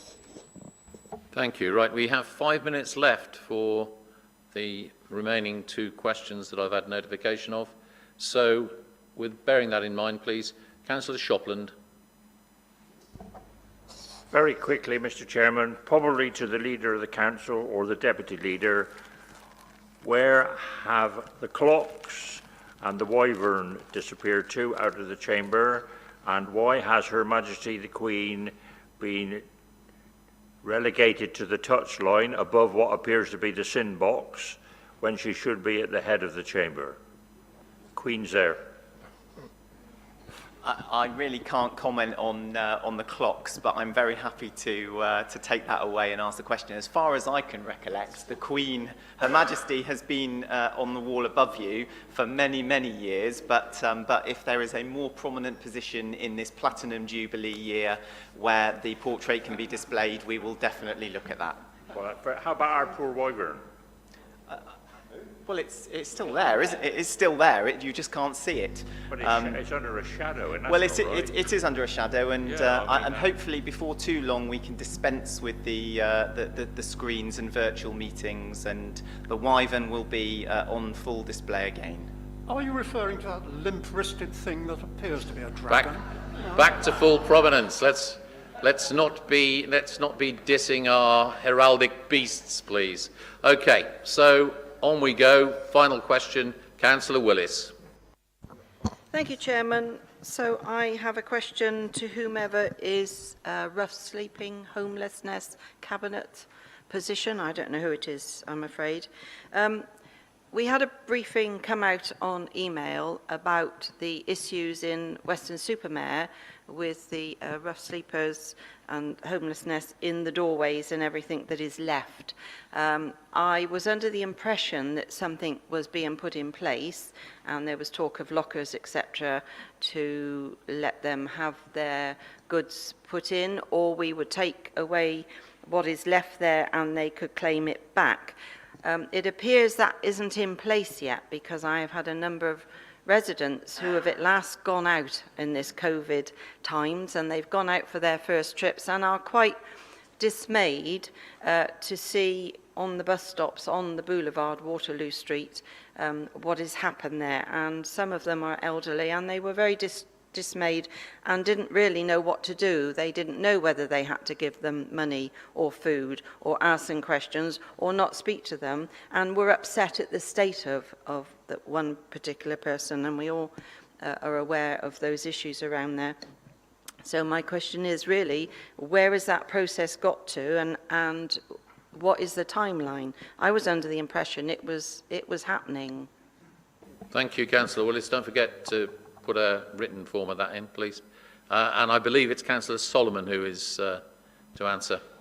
Yes, interestingly enough, when we put that release out that we were going to be taking that initiative, I had a TV crew come down to walk through Weston, and I saw about 2 sleeping bags in doorways, so they must have actually heard about the initiative beforehand, because there were hardly any sleeping bags in doorways.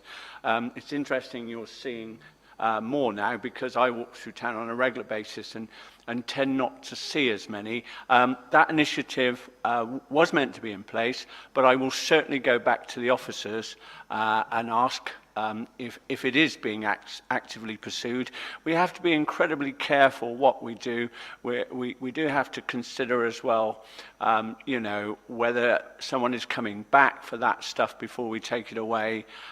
So we have to think before we act on this one, and it's very important that we aren't seen as coming down too heavily on people that are homeless. But again, to counter that, as far as I know, there is no need for anybody to be homeless in Weston-super-Mare. But that comes, I think Mike Bell might have some input on that. 2 minutes, Councillor Bell. Thank you, I'll do my best.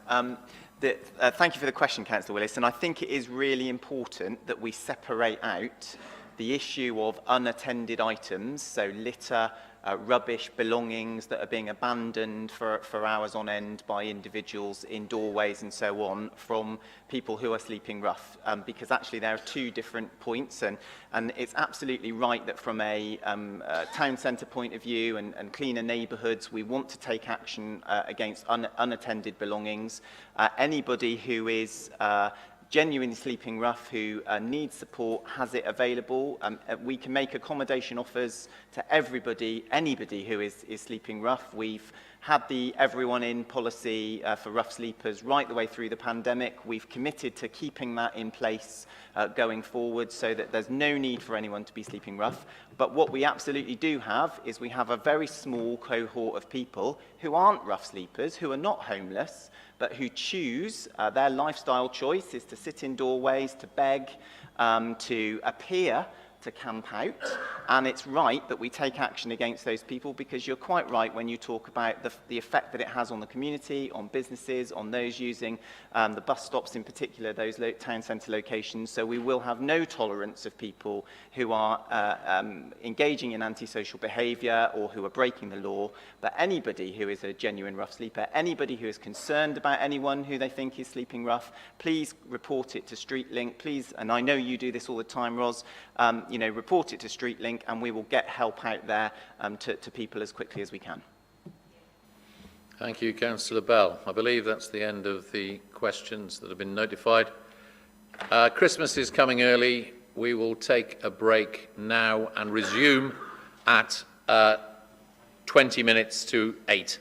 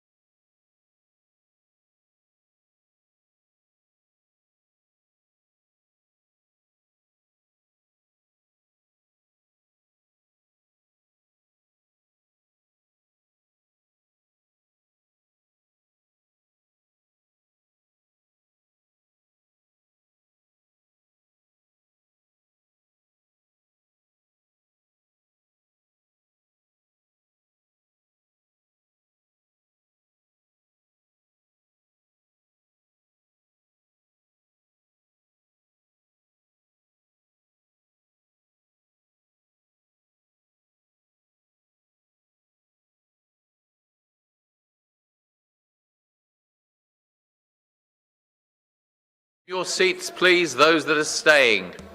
Those that are going, fare thee well.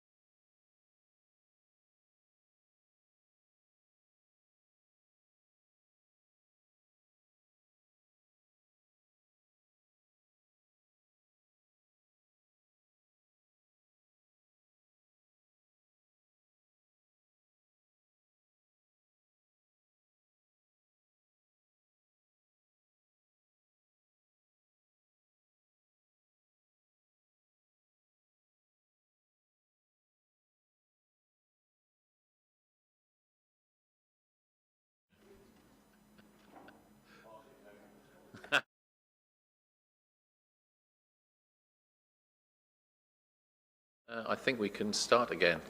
I think I spotted a natural break, as it were, as we are now on item 15, and we are under item 15.1, the Treasury Management Strategy 22-23, and over to Councillor Cartman.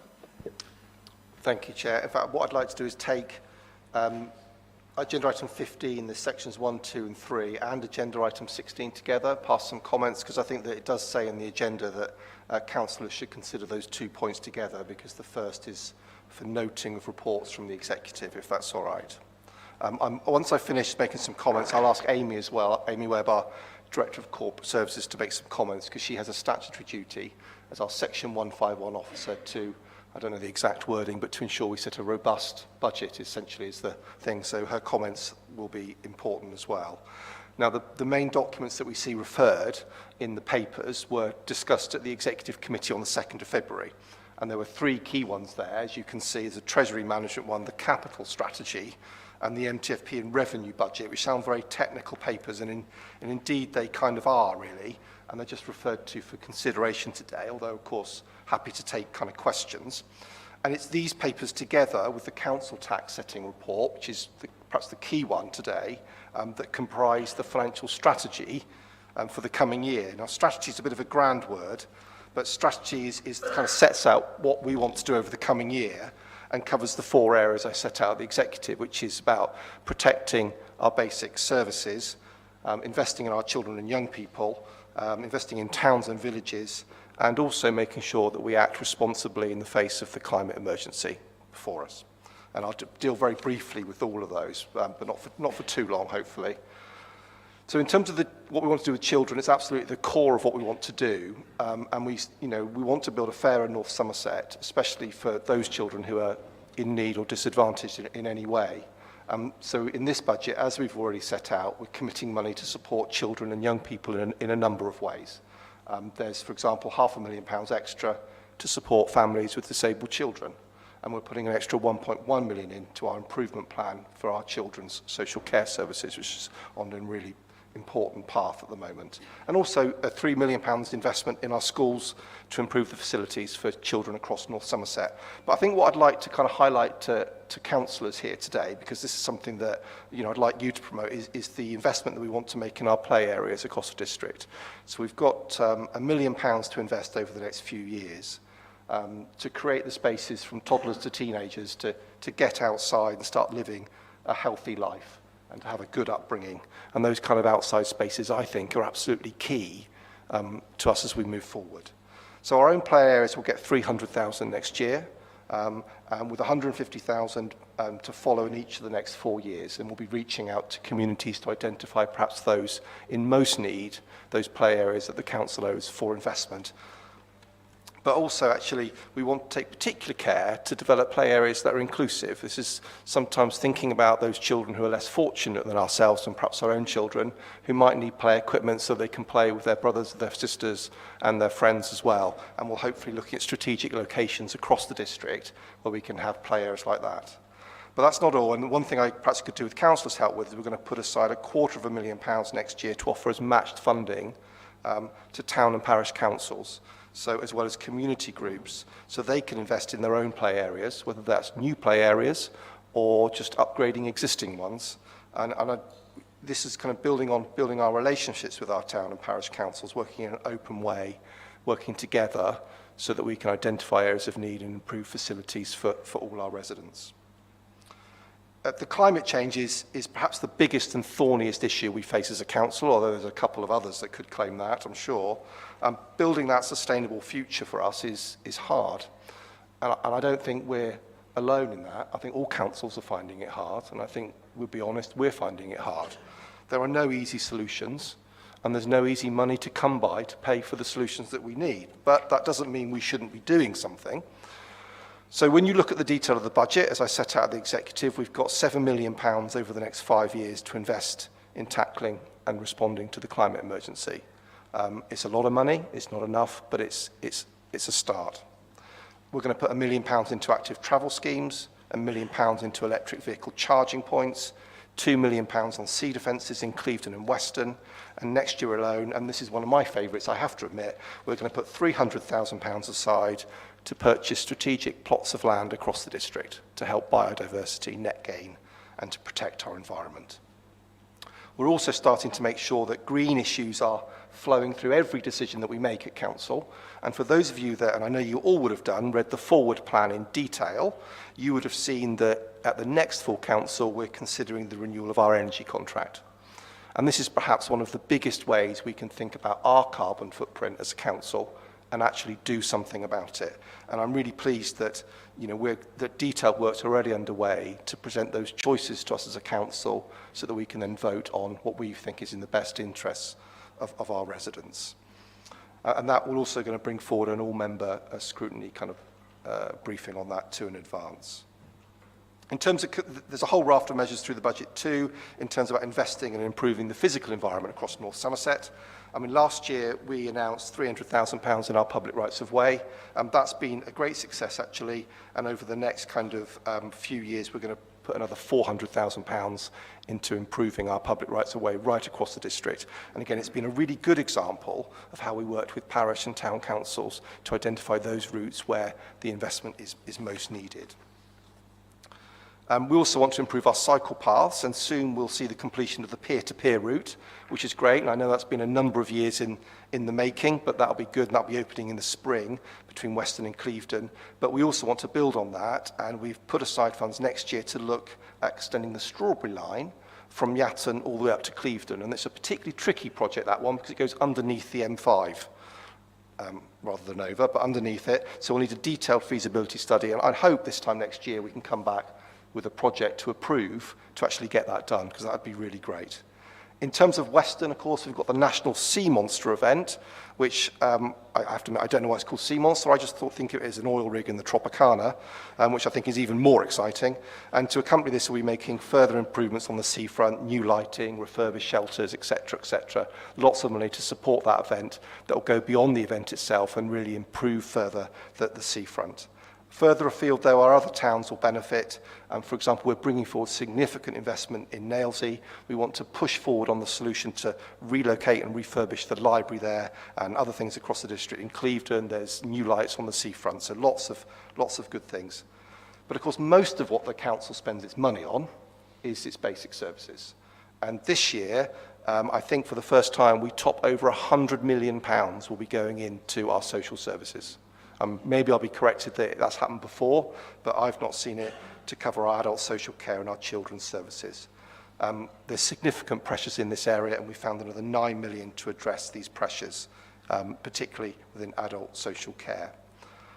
That £9 million, though, is much more than the extra revenue we will gain just by raising council tax, so it's a significant amount.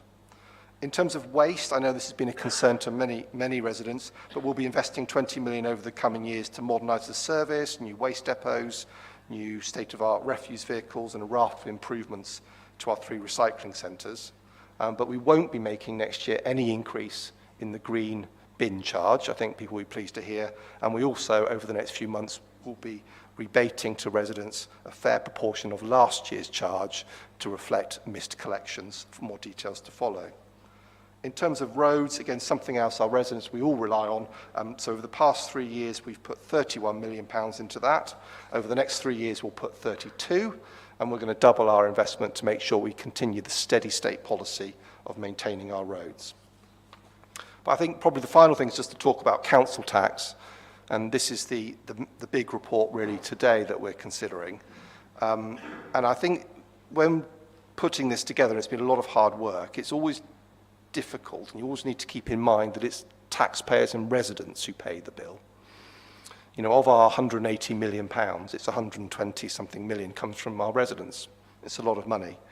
But we can't run a deficit, and we must balance our books, so difficult choices need to be made. As all councillors know, we also are constrained. We are unable to raise our council tax by more than 2%, although this year we are being allowed to levy an additional 1% for adult social care. It's particularly pertinent here, I think, in North Somerset, as we've said before, is because we start with a low tax base compared to perhaps some other authorities. So a 3% rise for us is less than a 3% rise elsewhere. And compared to many councils across the southwest, this possibly means we're millions of pounds a year worse off with less money to spend on the services that residents keep asking us for, and an inability to catch up because we are, of course, capped. I think putting all that together, it's because of all this, I think it is right to ask Council to approve a 1.99% increase in council tax, as well as the 1% levy for adult social care. This is a total rise of obviously 2.99%, and it's equivalent to less than £1 a week for a Band D property. And with inflation running at over 5%, it actually represents the real terms fall in what people are paying. Even with that, and the problems go, we will still remain the lowest council tax in the region, and interestingly, significantly hundreds of pounds a year below Bristol. I'd like to now hand over to Amy, if that's all right, as our Section 151, to make some comments. But I would like to thank Amy, actually, and the team, and the finance team, and all the officers across the council. It's been a tricky process, but we've got there, and also to thank all my colleagues as well in the executive and across parties. It's truly been a collective effort. Thank you. Thank you, Councillor Cartman. So, as the Council's Section 151 officer, I can confirm that a robust budget is being proposed for 22-23, having considered the costs and demand pressures faced across many of the service areas. This will enable the Council to maintain and support existing services, and also to invest in the priority areas as well as long-term capital projects, which have been outlined by Councillor Cartman. So, whilst the budget for the coming year does represent a comparatively low level of savings, meeting the budget gap has been a challenging process, and there is considerable uncertainty about the future of funding across the local government system. This means that we will inevitably need to find more savings in the future and across the remaining years of the medium-term financial plan. So North Somerset does have a really good track record of delivering savings. However, we need to ensure that our revenue and capital budgets are sustainable over the medium term and take a cautious approach to the risks that we face. So again, we will need to plan for further funding challenges across those later years. So in summary, I can confirm that the budget presented is robust if the Council is minded to approve the total precept increase of 2.99%, and that reserve levels have been assessed as adequate to meet the risks identified throughout the budget papers. I'd also like to thank all members of the Council and officers who have been engaged in preparing the detail behind the budget. Just moving on to the council tax setting paper, which is agenda item 16.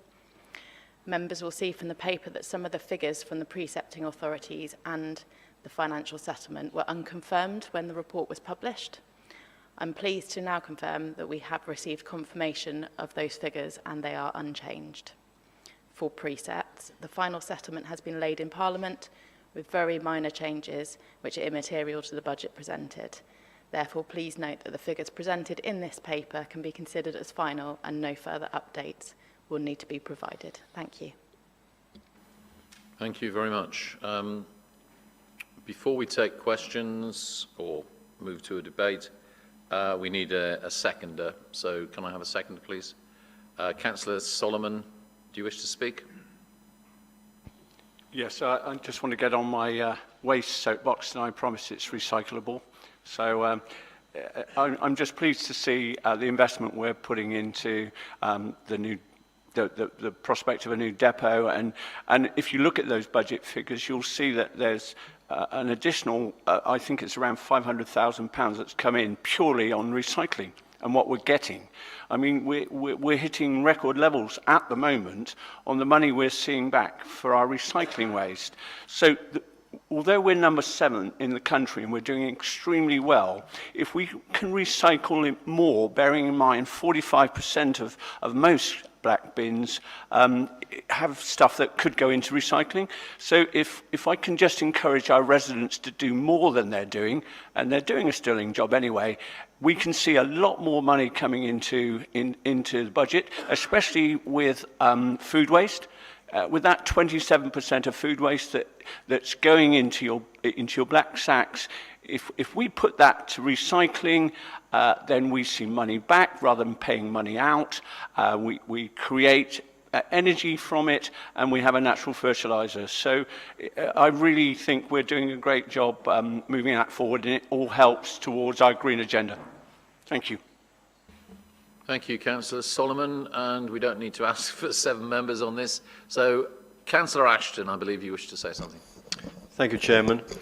This is to Councillor Cartman. Obviously, I think I raised these questions with you at the exec, and I want to go through those again just for the record, because you were going to give me some more information on reserves. I haven't received anything. And you mentioned just now, we have to remember that 120 million, I think you said out of 180 million comes from our residents. It's obviously, of course, a lot more than that, because you're talking about a net budget and not the gross budget, which includes a lot of receipts they already have to pay for services on top of paying the council tax. So it is actually a lot more that they pay already. Just to recap my questions, you said that the known shortfall on HTST was covered. I believe the budget still shows an overall reduction of 260,000 from this year's actual spend or forecast.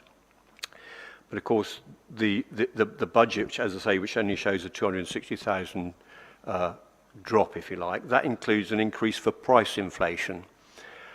Therefore, it presumably masks a bigger decrease in the actual volume of service given, as there are already problems getting a place. I don't see how that can possibly work. Secondly, you said that children's budget was covered if the recent decrease in numbers stayed relatively constant. Well, I've never known it stay relatively constant, and it only takes one incident, unfortunately, for there to be an escalation in placements. And I'm concerned this can change quickly, and of course you can't avoid it, you can't ignore it, you have to put up with it in terms of the budget, and I don't see where you're going to get that from, if you like. Thirdly, constant delays on Portishead Rail are disappointing and unhelpful. Have you made any provision for increasing costs on that? And fourth, has the cost of the airport appeal been fully absorbed in this year's accounts? Has it affected the balance of any reserves that you were intending to carry forward to next year? And I think there's a question, I thought there was a question on how much did the airport appeal actually cost us in the first place? Right, before Councillor Cartman answers those, Councillor Gibbons, I believe you've got something to say as far as the school places are concerned. No, it's fine. No? Okay. We'll take Councillor Willis. Thank you, Chairman. I'm speaking to page 225 under this item 15. So I have spoken against this budget reduction and service reduction at the executive last week. It's about the town hall and Castlewood reception issue. I continue to speak against and urge the Cabinet to cut with caution. Corporate bodies, whether business, dentistry, doctors, hospital trusts, big corporations and small businesses, are very astute in the continuing first impression of their business.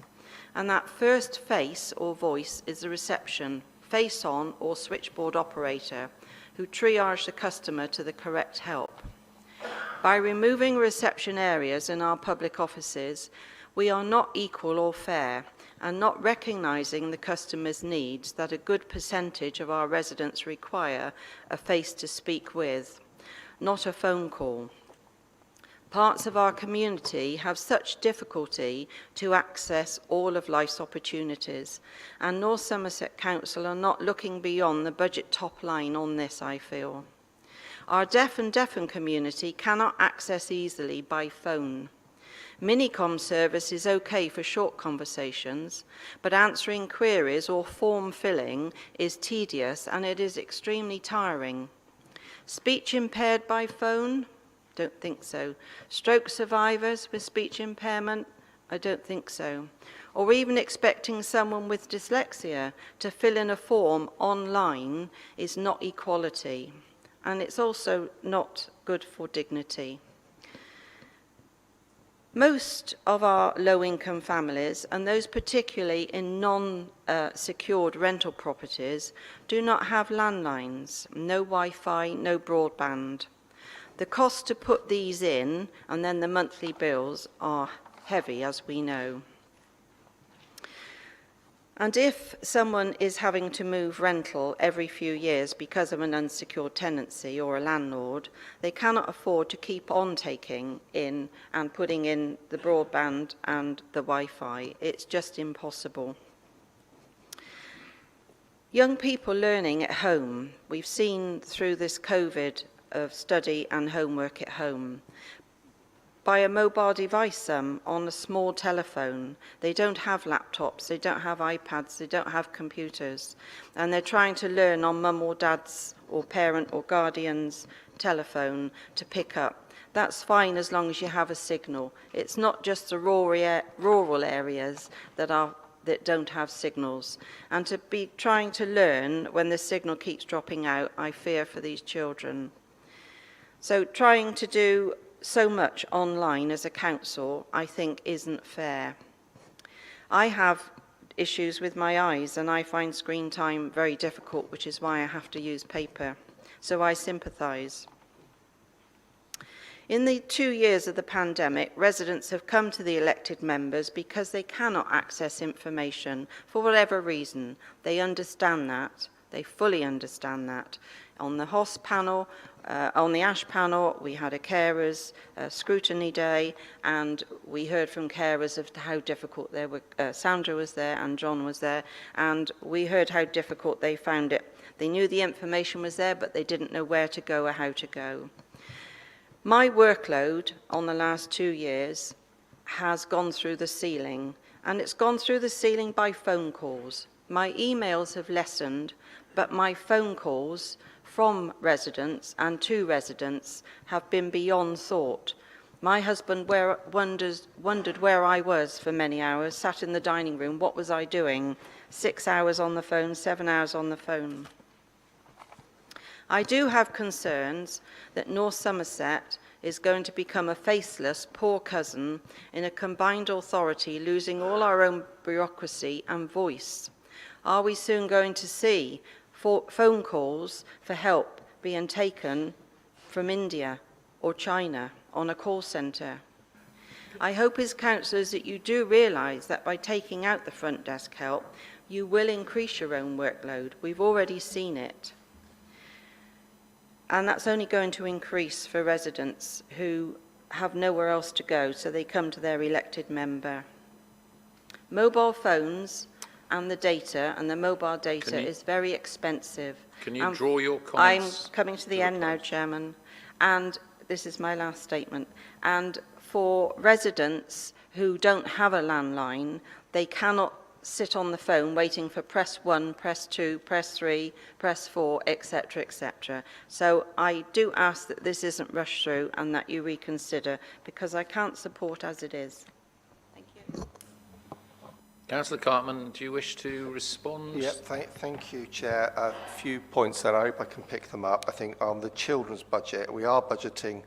The children looked after does vary year to year, but it's wrong to assume that we're budgeting for it to stay the same. The budget contains scope for the number of children we look after to increase, but not back to the level that we saw 3 or 4 years ago when it was up to 240, 250. We're presently tracking below 200. I believe we're budgeting for somewhere over 200, but I appreciate it is an element that can be difficult to predict, but we're not, I don't think we're being, I was going to say uncareful, but that's a double negative.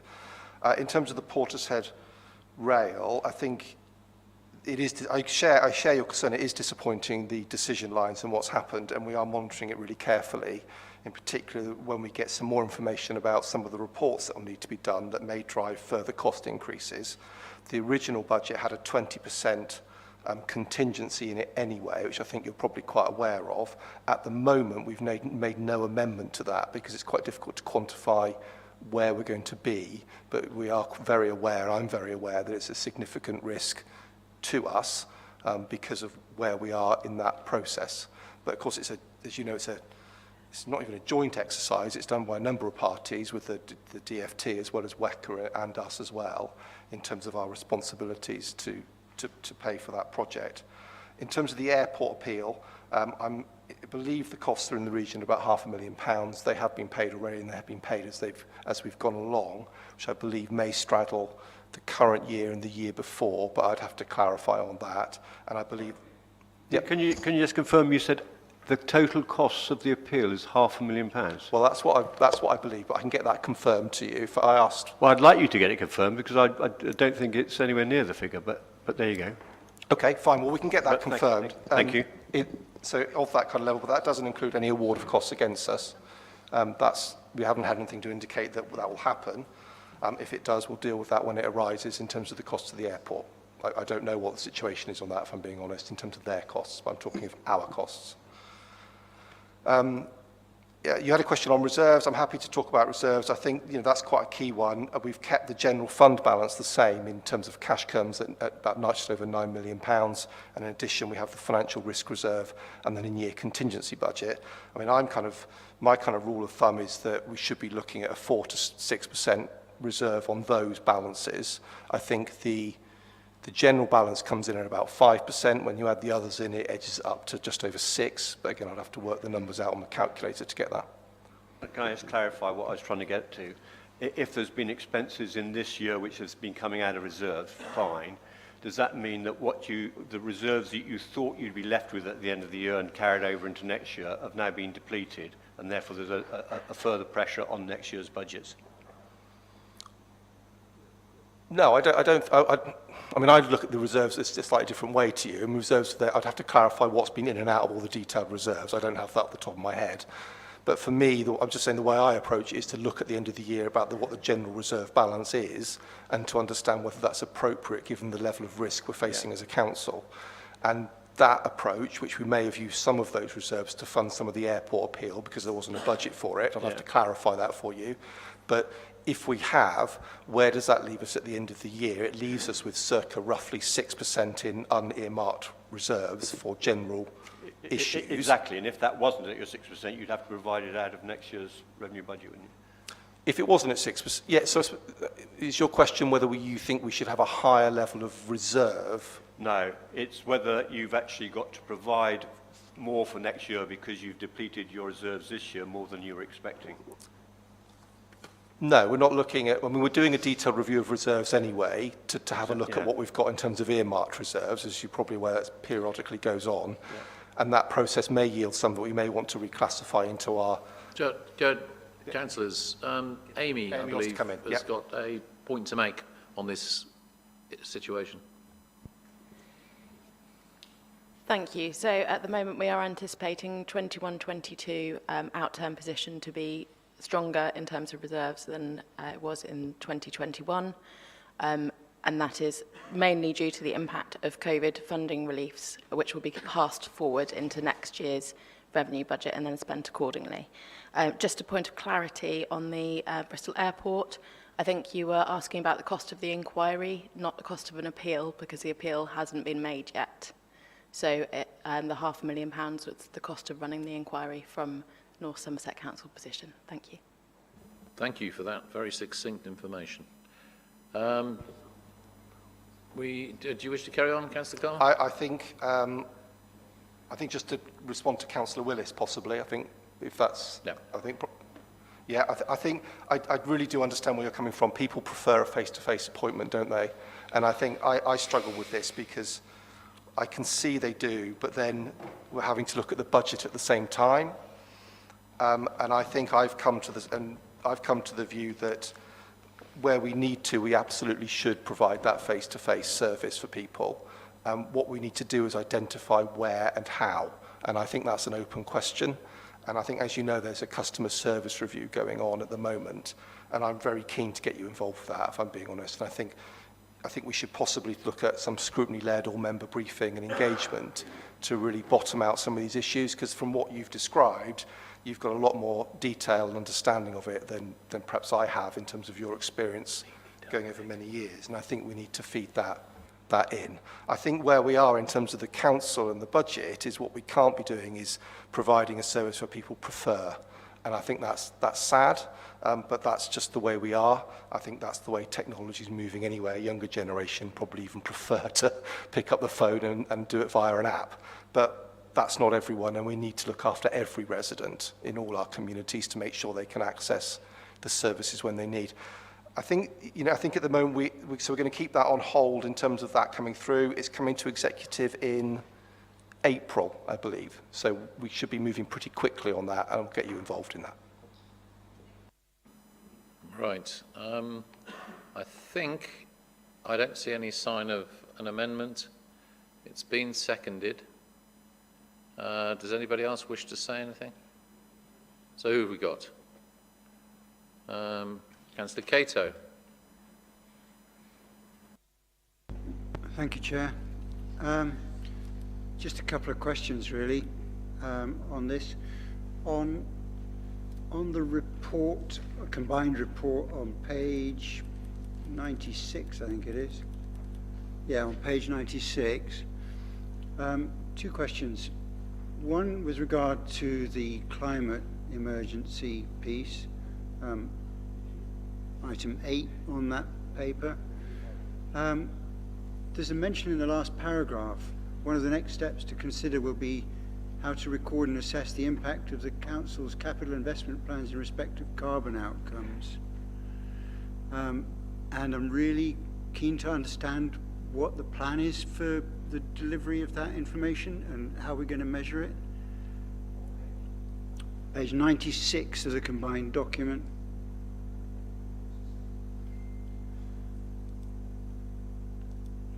Under climate change and environmental implications, the last paragraph really.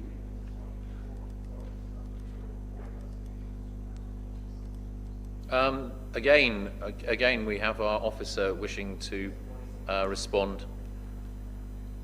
Yeah, that'd be great. Thank you. Amy? Thank you, Councillor Cato and Chair. So that is within our action plan for the capital strategy for 22-23. So the answer is, at the moment, we don't know what that will look like until we've done the piece of work to make sure we have a clear assessment framework.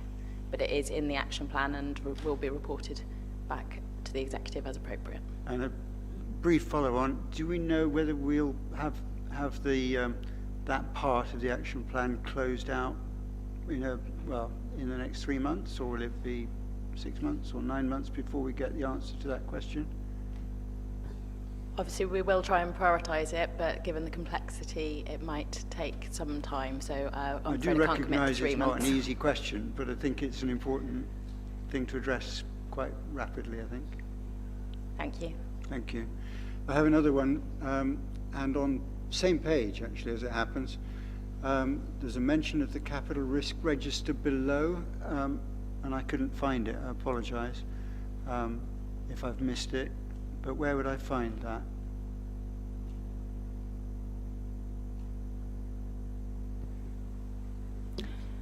So the top 3 risks have been extracted from the risk register and are placed in the report.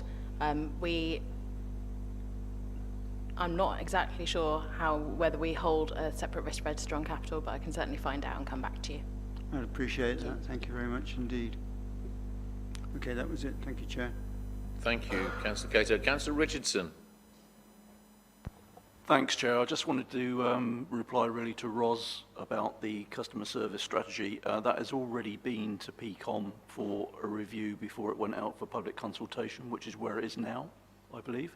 It will be coming back to PCOM afterwards, and I have to say we did make several of the points that you made when it came to the committee, that we need to retain face-to-face services for those people who need it. We can't just do online and phone services. Thanks. Thank you. I think we can move to a vote on this first part, which is 15.1. There's been no sign of an amendment, so I would be asking all those in favour of the recommendation. So, Chairman, for that one, that's the recommendation on page 51 as printed. Yep. Thank you, Chairman. Any against? Are there any against? And abstentions. And are there any abstentions? That's carried, Chairman. Thank you. Right, we can move on to 15.2. And again, I call on Councillor Cartman to move the recommendations. So you're moving them? Yep. And we need a seconder. Seconded by Councillor Solomon. Is there any wish for debate on this? They took them all together, Chairman. Oh, yes, what I thought. Don't worry, I was just checking. So, again, we can, I believe, move straight to a vote, as there doesn't appear to have been any attempt at an amendment. No, so the vote is on the recommendations from Executive as per page 52 on your papers, Chairman. Right, so all those in favour of said recommendations? Thank you, Chairman. And all those against? And any abstentions, please? Thank you, Chairman. That's carried. Right, we move now to 15.3, and I would remind you that this, because it's the statutory requirement under Standing Order 22A, we need a named vote. So that's what we'll be taking. I'll hand over to the solicitor to deal with the named vote. Chairman, thank you. So the remainder of the budget items are as printed on pages 53 and 313 of your agenda pack. And as you say, Chairman, because part of that is the budget setting decision, we need to take a named vote. So if members, I will call you in alphabetical order. If you could vote for the recommendations, against the recommendations, or abstain. Thank you. Councillor Applin. Abstain. Councillor Ashton. Councillor Bell. For. Councillor Bird. For. Councillor Bridger. For. Councillor Bryant. Abstain. Councillor Butte. Abstain. Councillor Caniford. For. Councillor Cartman. For. Councillor Cato. For. Councillor Charles. Abstain. Councillor Cherry. Councillor Clayton. I believe Councillor Codlin had to leave us earlier. Councillor Cole. Councillor Crew. Abstain. Councillor Crockford-Hawley. Councillor Cronolly. For. Councillor Crosby is on Teams, so no vote. Councillor Davies has given apologies. Councillor Gibbons. For. Councillor Goddard is on Teams, therefore no vote. Councillor Gregor. For. Councillor Griggs. For. Councillor Harley had to leave us earlier. Councillor Havison. For. Councillor Hearn. For. Councillor Hitchins. He left earlier, thank you. Councillor Hogg. For. Councillor Holland. For. Councillor Jacobs is on Teams, so no vote. Councillor James.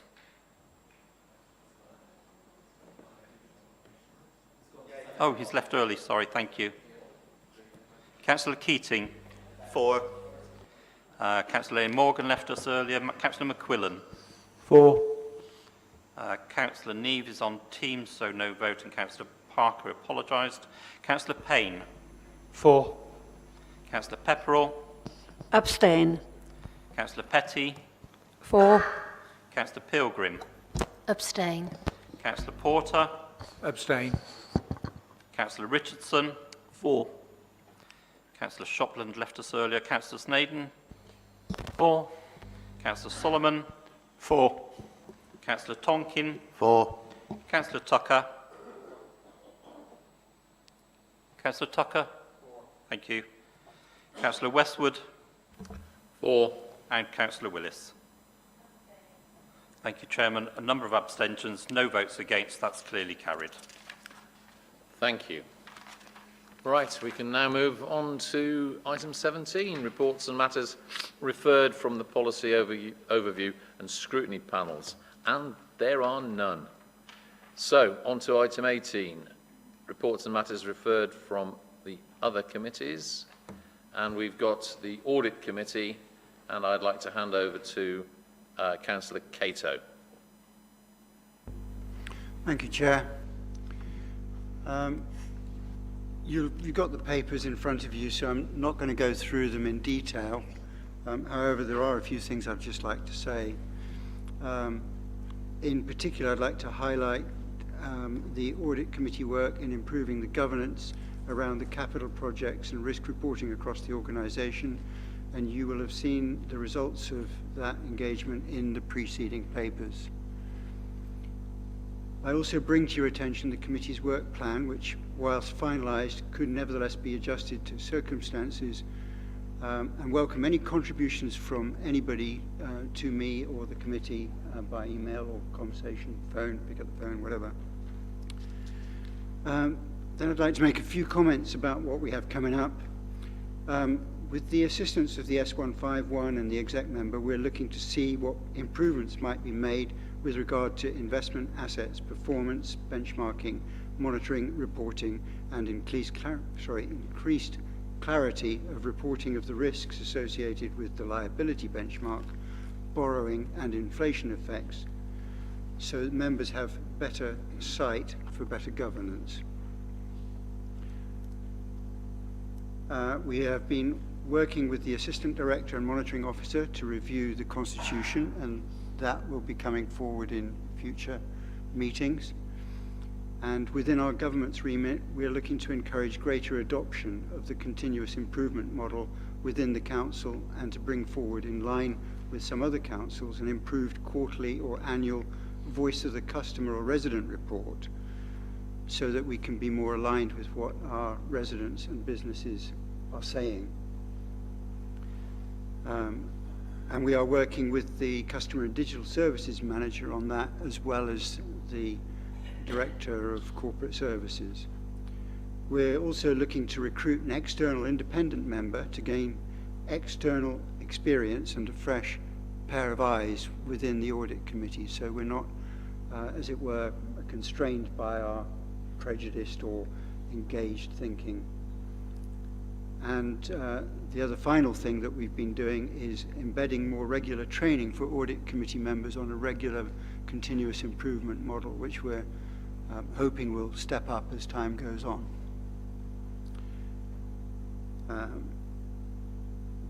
I do want to say that our next meeting, which is on the 28th of April, will cover internal audit updates, the internal audit plan for the year ahead, risk register updates, and Treasury management performance outturn. So I'd like to invite you all to come along to that or engage with us in that. And I want to then thank the members of the committee, the Audit Committee, for what I think of as their above and beyond work in bringing matters to the attention of members and officers to improve the work of the Council. Audit Committee members have turned up to informal meetings and briefings and other things like that, on average, every fortnight for the last 3 years.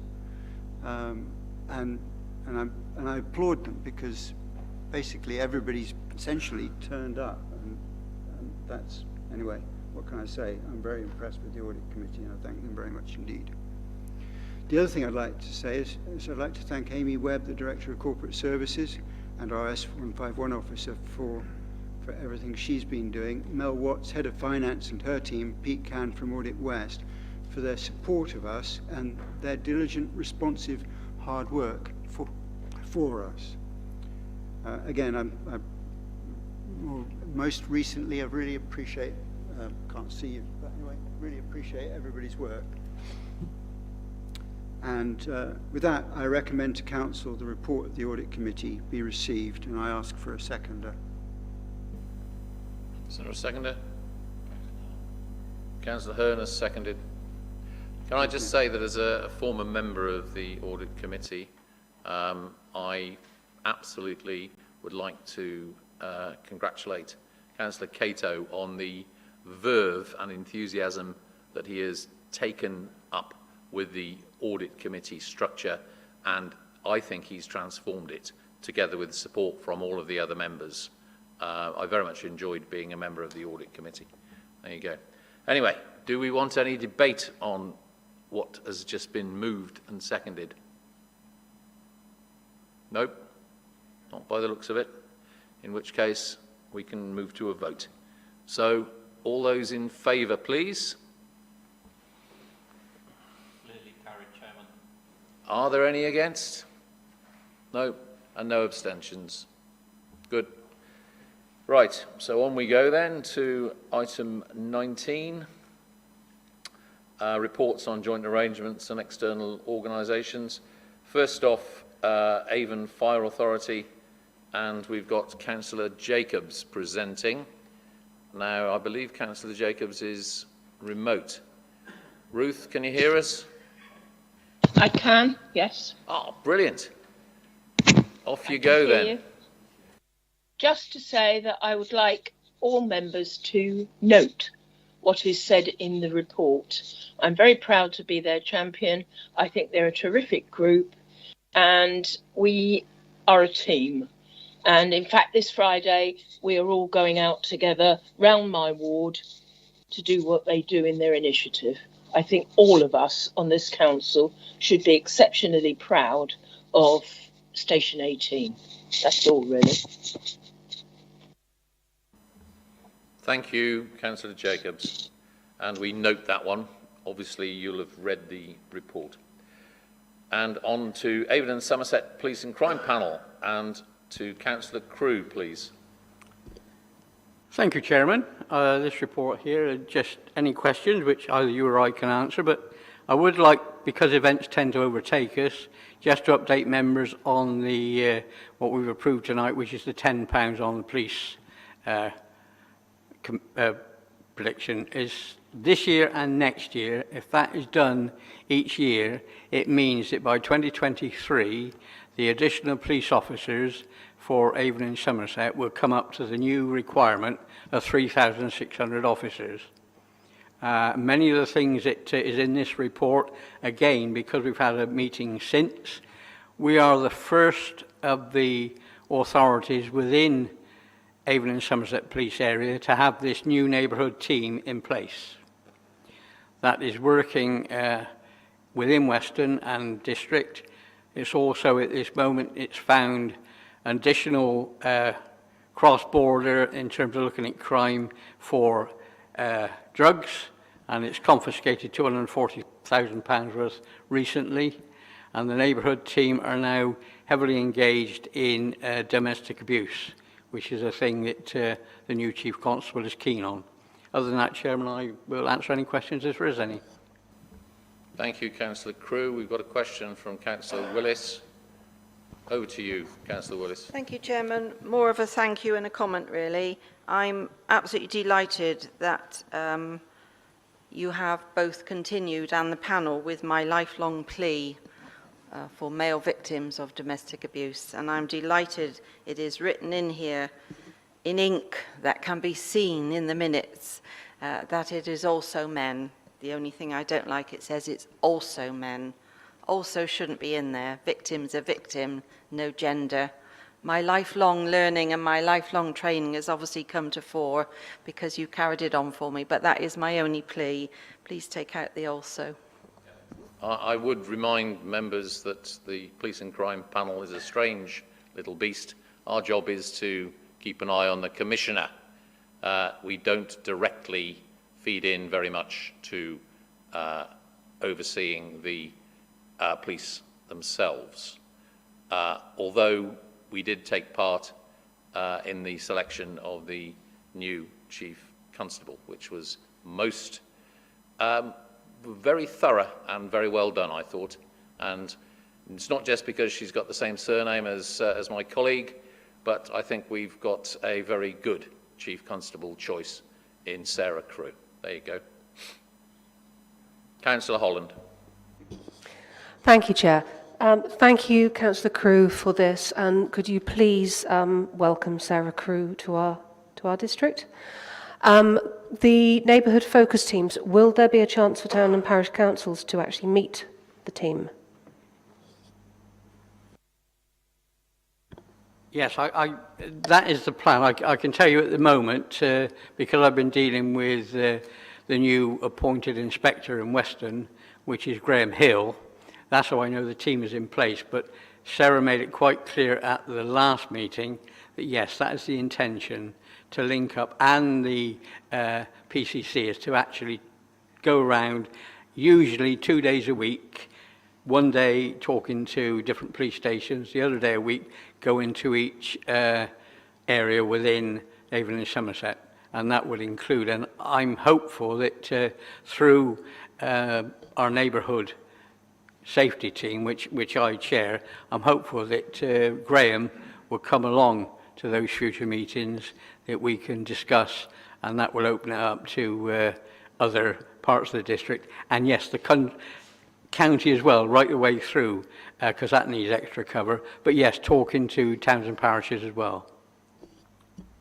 Are there any more questions? One? Yes, sorry. Thank you, Chairman. More of again, thanks really for the work of the liaising with the Commissioner, and I welcome the Commissioner's focus on drink spiking. I know that's something that our licensing committee have been working hard on, so grateful that's been produced and grateful that's a priority of the new Commissioner. Thank you.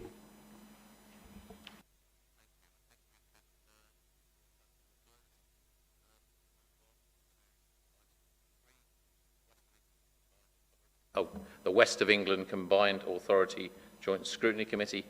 Councillor James to present. You'll have had the written report. Councillor James is not present, so we will note it and move on.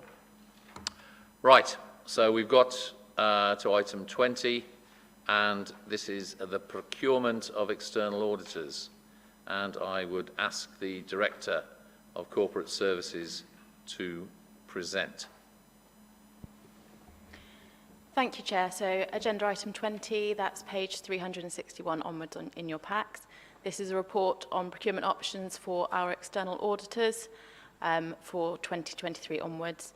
So the report is hopefully self-explanatory. The pros and cons of the proposed option were considered in detail by the Audit Committee at its January meeting. After some debate, the committee did support the recommendation to opt into the Public Sector Auditor Appointments Limited process. The matter cannot be delegated to the committee, and therefore the paper is presented in full here for consideration by the Council. So to confirm, the deadline for confirmation of opt-in is the 11th of March 2022. Opting into the framework will deliver benefits in terms of quality and consistency of service in external audit provision. and will avoid the resource-intensive local procurement process, amongst other benefits outlined in the report. I am happy to take any questions, but otherwise move to the recommendation as printed in the report. Thank you. And we've got one question from Councillor Tucker. It's just a quick comment, really, Chair. Those of us that are on the Fire Authority will know that last Friday, the Fire Authority also agreed to go down the PSAA route, which obviously takes a lot of the work out of the procurement process.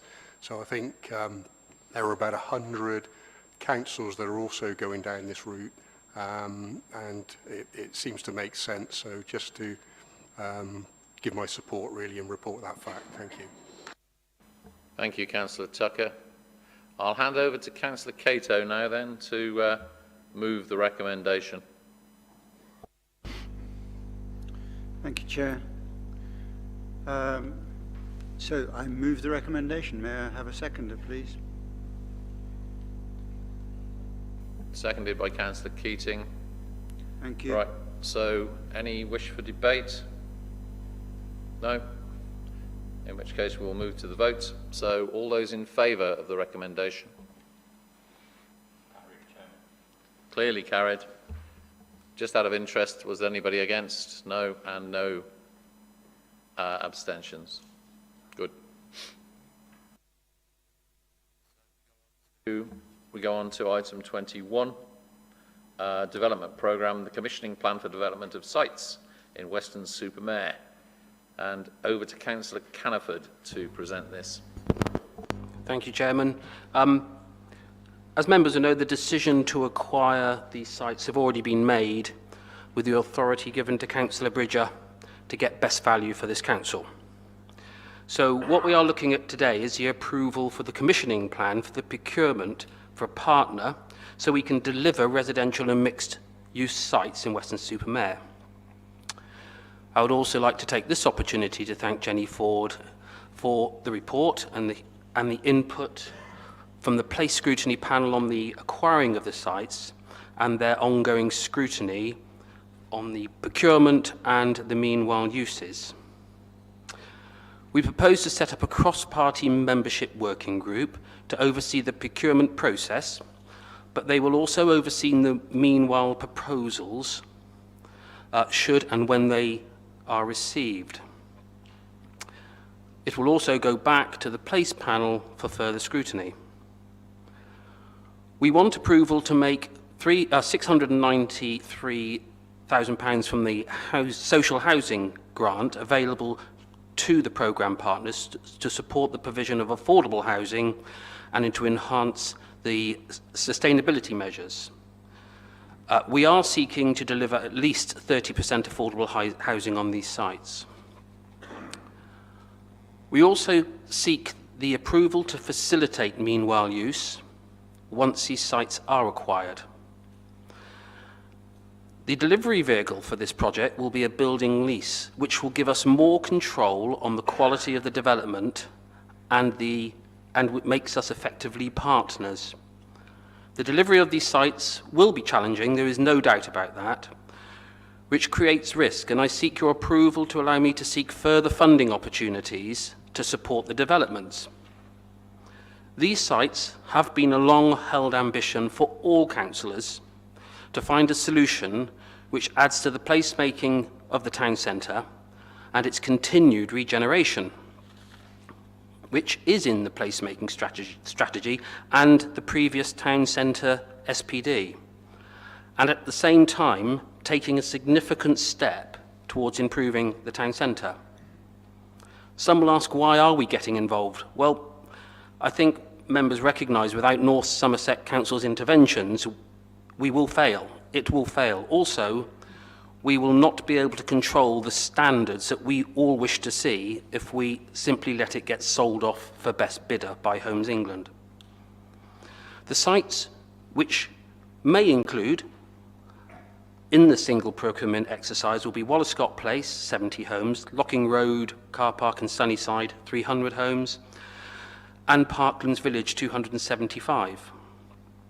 Just over £1 million has already been secured from Brownfield Land Release Fund in 2021, which will help remove the fuel tanks and do the groundworks and pilings and remediation works at Wallace Scott Place. The town centre sites will be difficult, and the idea to include Parkland is to help get the scheme over the line, because this will make the proposals more attractive. But, and it is a big but, we will put measures in place to stop the developers focusing their efforts on parklands. I think it's important to say at this stage the Magistrates' Court will be excluded from the selection of sites at this stage. Homes England have accepted an offer and the legals are well underway. In the event of the acquisition stalling, we will review the full package, and that information you'll find in 3.7 of the report. All parties are trying to complete the legal work by the 31st of March this year, but this report is about the next stage after that. Soft marketing testing has been done on the sites and have found a good level of interest from end users, particularly from the food and drink sector for meanwhile uses. And proposals, or these proposals, are also available in the report at 3.34. The cost of taking these sites to the market is 320k, which will come from the Driving Growth Reserve and the grant funding from the One Public Estate. We have currently spent 95,000 of that on the proposals and all the negotiation works. We propose that we set out our requirements in consultation with the working group and then open it up to bidders to achieve all of our goals. Why must we do this? Nothing but residential or mixed use can be built on these sites, as Homes England will not release them without that guarantee. These sites have been allocated our housing strategy, and failure to bring them forward will put further pressures on other areas in the district. I believe that we have all pretty much agreed that brownfield sites should be the first to be developed and not other greenfield sites. Developing these sites will show local residents and inward-looking investors that we are willing to invest in our own regeneration, and there is a demand from the public to deal with these unsightly areas. If we don't intervene, then nothing will happen. When a developer has been appointed, they will secure the planning permissions and they will secure the funding and therefore remove risk from North Somerset councils. So I look for your support for the recommendations. We need a seconder, and we've got Councillor Bell seconding, and as far as debate is concerned, I believe Councillor Crockford-Hawley wants to say something. Thank you, Chairman. I warmly embrace the enthusiasm that my colleague is opening this discussion with, but there's a warning. We must not over-expect on this site, or these sites. Now, I'm your heritage champion, and therefore hopefully you'll indulge me if I pop back 3/4 of a century. Because that's precisely how long we've been looking at these sites for, and we still haven't solved the problem. In 1947, at what is now Dolphin Square, Clough Williams-Ellis and the Honourable Lionel Brett came and produced a massive plan, which was a plan, but it didn't leave the drawing board. Then in 1961, Chamberlain, Powell and Bonn, who went on to develop the Barbican, produced their plan. That was turned into a model, which if you go into Western Museum, you'll be able to see, but nothing of it occurred. Then Simon Wimpey came in the 1970s and created Dolphin Square, which a few years later we decided to demolish and handed it over to McLaren Life, who did very little, but they built on part of the site and not all of the site. The rest was then handed over to Homes England, and we're hoping it will be handed back to North Somerset Council, who will then do what other people have done in the past and try to find a development partner. So history repeats itself over and over and over again on these sites. We've got Locking Road and Sunnyside Road. Both of them are post-beaching ex-railway land on which nothing has occurred other than a bit of car parking.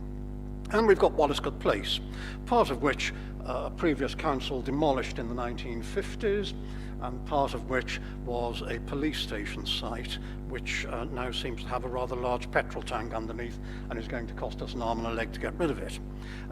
These are very challenging sites, Mr. Chairman, but it's absolutely essential for the well-being and the improvement, not just the well-being, but the improvement of the town centre economy, for the improvement of the existing housing stock, and I underline that because a lot of our housing stock in central Western is in need of massive investment.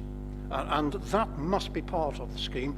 At the same time, we need to be providing what some people call affordable housing, though I've never been able to understand quite what is meant by affordable, because it strikes me that nothing is affordable in housing nowadays.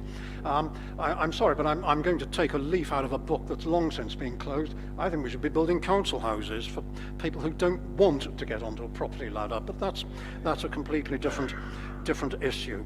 And fourthly, I think this whole area must have, all of the areas, an arresting design. I'm sorry, but what I have seen from local government over many, many years is less than arresting. Meanwhile uses, fine.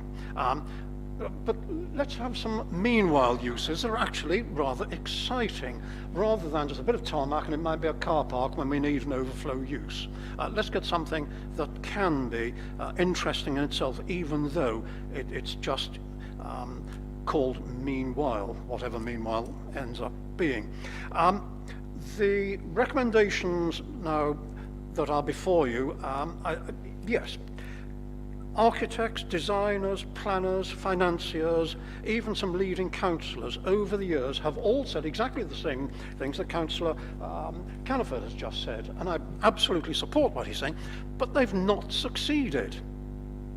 We have to make sure that we have a package with developers that will succeed. Otherwise, we'll go on and on with these very difficult sites, achieving nothing. There'll be little to show. Could I just, at the end of the recommendations, I fully support what my colleagues are trying to get at, but I would like a 7th item added to the recommendation that the executive member will consult with the chairman of the place scrutiny panel.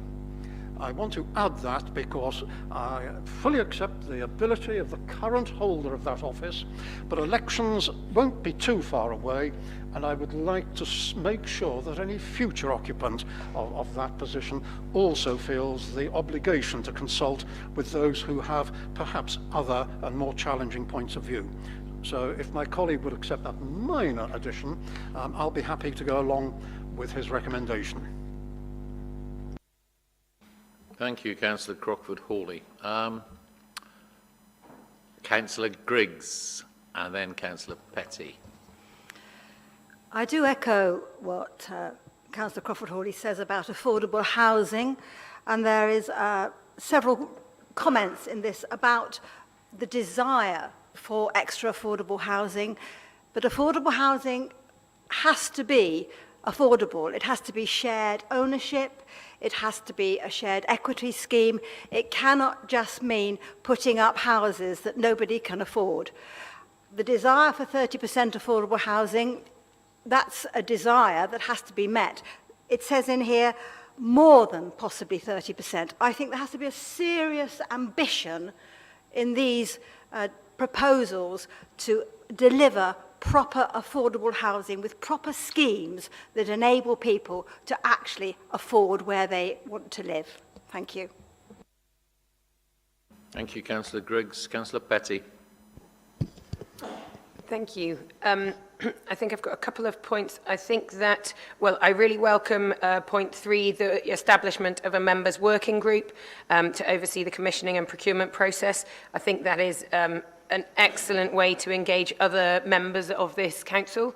I also believe that the process of having a police scrutiny and oversight panel, you know, has a role to play and is already recognised in the system of the processes that we have in place. So at this time, I don't see the additional need for that comment, but that's by the by. When I agree with Wendy, when we talk about affordable housing, what we need is social rent, affordable rent, a shared ownership. But I think that we need to echo the ambitions we're setting up in the other documents we're doing.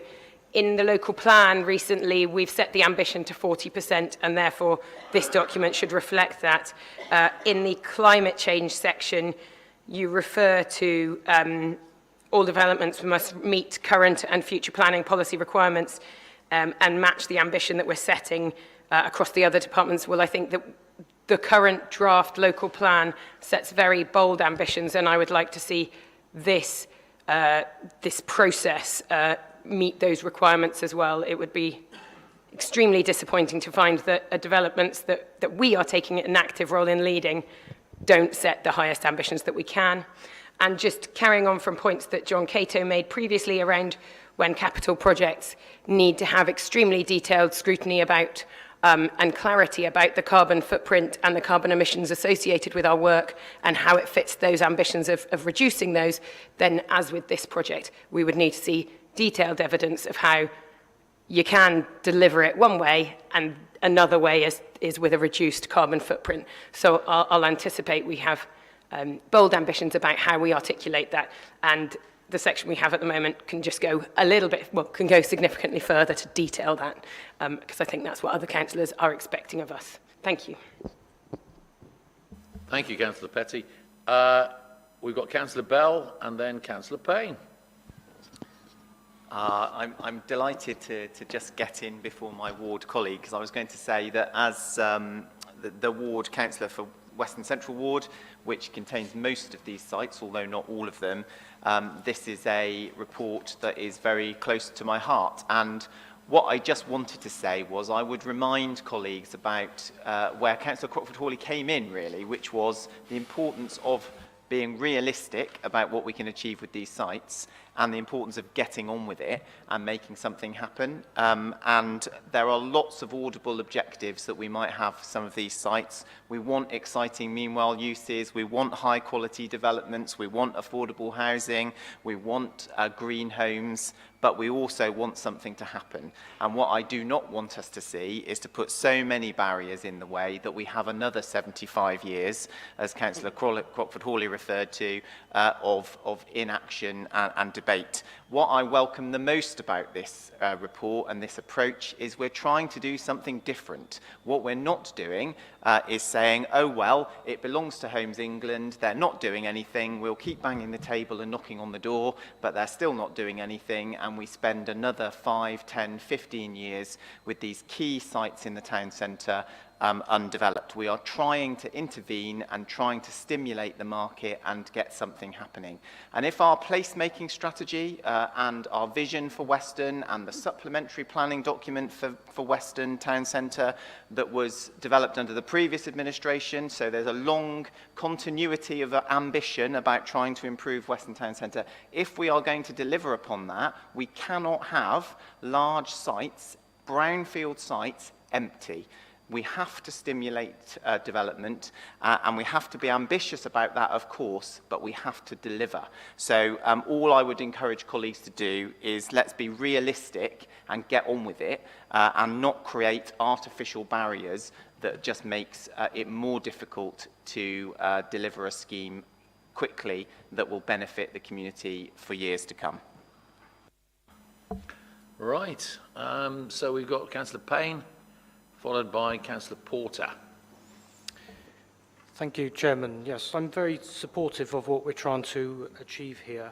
The failure of the previous plan has been really frustrating, and it's left these key sites in the town centre undeveloped and definitely having a negative effect on the appearance of the town. So yes, I agree with what Councillor Bell has just said, that we need to get on with it and actually deliver something. I am slightly nervous about the fact that we are excluding the former magistrates' court from the procurement. Now, I totally understand that it's got complexities in developing it and it needs to be dealt with differently, but I don't want it to be left behind and forgotten about while everything else is developed and it's just left there as a key heritage building in a prime location in the town centre. Thank you, Councillor Payne. Over to you, Councillor Porter. Yeah, thank you very much, Chairman. Yeah, I fully support what you're doing here, but I think you have, like Councillor Cockford-Hawley says, you have to be a little bit realistic with it. The reason we don't actually get 30% at the moment is because someone has to pick up the bill for it, which is the difficulty. I fully support this. I want to see it develop. We're doing a similar site already at the moment out at Locking Parklands, which was on land that was owned by North Somerset. Those houses there are very good, efficient houses. A lot of them are zero carbon. But unfortunately, and there will be 30% affordable there, but someone has to pick up the value, and North Somerset has picked up the price of that on the value of the land. And I think, you know, you have to bear in mind that this has to happen. I think we have to deliver on it, and I fully support that. But I think you're a bit ambitious wanting more than 30% affordable housing. I'd love to see 30% if I'm honest about it. But I think, it will be a challenge. I will support it, and I think if you can do it, it'll be good, John. So, we can't wait another 75 years because you shan't be around then. Thanks. Anyway, well done for trying anyway. All right, we've got Councillor Gibbons and then Councillor Solomon. Thank you. Like other members, I welcome this. I'm particularly excited by the meanwhile use where we might see Weston's version of the Wapping Wharf container development in Bristol. But going back to what Councillor Petty was saying about affordable housing and certainly taking on board the importance of the environment and environmentally sustainable buildings, I'd like to make a plea for us to look at making these areas of development truly child and family friendly.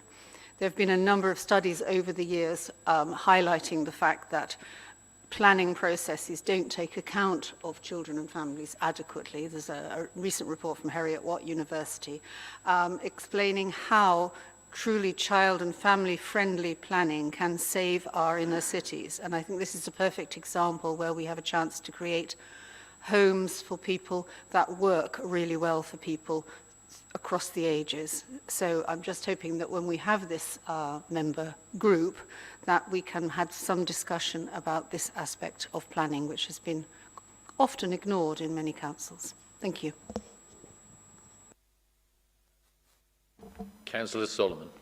Yeah, my only real concern is if this does take 75 years, my good friend and colleague, Councillor Crockford-Hawley, will be sat in that same chair, laying into all of us. So, yes, we have to make this happen. Right, well, that's the end of it, I suspect. I can't see any more indications that anybody wants to speak.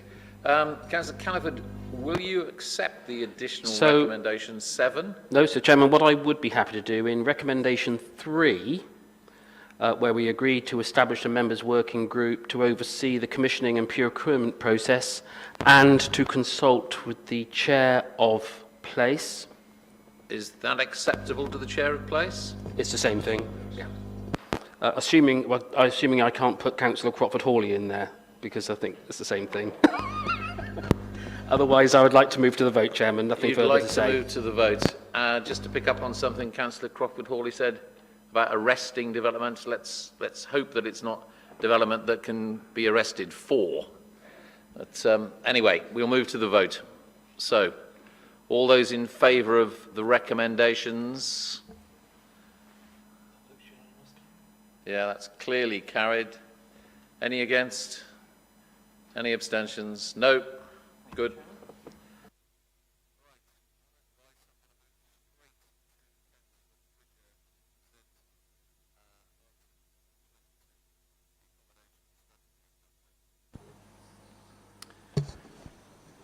Thank you very much, Chairman. We held an all-member briefing on the 17th of January about the content of this report, and I think most members will know that there's, as well as the substantive paper, there is a red paper, an exempt appendix. However, it transpires through conversations earlier this evening that not all members were aware that that exempt paper existed. So consequently, because I think this paper, I think, is very important and potentially, is drawing a line in the sand, I think it's right that all members feel that they've got all the information in front of them. that they've had time to consider that information before we debate the substantive sort of case contained within this report. So consequently, I would like to amend the recommendation and for the time being only move the second tonight. So in doing so, I think I'd like to recognise that had we been able to debate recommendation 1 this evening, you know, there was recognition, I think, that further work was needed to execute that council decision, assuming that the council would decide that doing nothing was not a strategy. So what we will do now, I think, is that we will bring back this paper in April to April Council. We'll do that as a whole. It will include, I think, the options appraisal piece within that report. So effectively, we're just postponing this paper to the next cycle, but it will be a bigger paper. So I would like to move an amended recommendations. This is all slightly anticlimactic, but it is also quite late. So, Chairman, I'd like to move that we remove the current recommendation 1 and just ask Council to vote on what is currently recommendation 2, which I guess will become recommendation 1 or single recommendation, but just just tack on the end of recommendation 2 the wording and bring back a further report to a future meeting of Council. Now, as I say, I think that meeting will be April, but I don't want to box everyone into a corner by saying that in the recommendation. So if we can just add, Chair, the wording and bring a further report to a future meeting of Council, I think I'd like to move that to a vote. I mean, I was prepared to speak to recommendation 1 this evening, but I think that we can defer that to April. So I'm just looking for a seconder, please. Right, I'm looking for a seconder, and then we'll take some comments. So, Councillor Bell, are you seconding? Yep. Right, we can take some comments. So we've got Councillor Ashton first, and then Councillor Charles. Well, that's very kind of you, Chairman. I was actually going to second the motion, but there you go. As I've got the mic on, could somebody also look to see why a number of us, actually most of us in this group, didn't get the red papers, and I still haven't got them. I was told earlier that I'd obviously got the public set of papers. Well, that's not my fault. It's in the YouGov, or whatever we call it now, icon, and those are the only papers I've got. I was asked why I didn't report it. I said, well, how do I report something I haven't got if I don't know I haven't got it? So it is important. It's important to me, being in the north of the district. It's important to a lot of communities up there. And so it's an important topic, the future of Castlewood. And I do feel that it's right that this is postponed so I can see all the details and what the options are. Yeah, I take your point. Solicitors, you want to say something? Chairman, if I can just respond on the point. I think a number of members have not registered for the restricted app. The app comes onto your iPads with the public version, and when we first set them up, we also put out the restricted version, which is the one that you will get red papers. If any member hasn't got the restricted version, if you can contact me, we'll reissue you with the instructions. If I can just say that I got it. There you go. I got the restricted one. Okay, Councillor Charles. Can I just raise my extreme concern that contained within this report is no mention of alternatives for a council presence in the north of the district, and that really alarms me, and that any report comes back does look at alternatives to maintaining a form, and I'm quite loose on that, form of council presence in the north, because unless that's added, I find myself reluctant to support this in any form. Thank you. Right. Okay, any further comments from anybody? Councillor Cato. Just to support Councillor Charles's point of view on this, as I'm aware of certain residents in Portishead, to name one that with the bus service being very difficult to use, has actually ended up walking from Portishead to Clevedon to catch a bus to get to Weston-super-Mare to get to the town hall, taking however much time that took. And we do need a presence in that is able to provide those sort of facilities up in that area, Clevedon, Portishead, wherever. Better, Yep. best transport as well. Councillor Bridget, do you want to respond? I was going to say, Chair, I think we've started to debate what we're going to be talking about in April, so I'd like to just crack on and move to the vote, please. I tend to agree, and we can talk about it in April. You're right. Okay, so all those in favour of the truncated recommendation?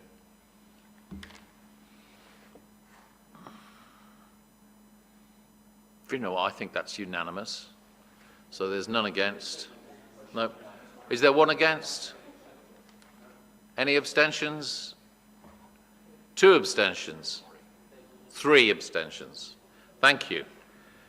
Right, we can move then to urgent business, and there isn't any, and therefore I will declare at 9:07 that the meeting is concluded.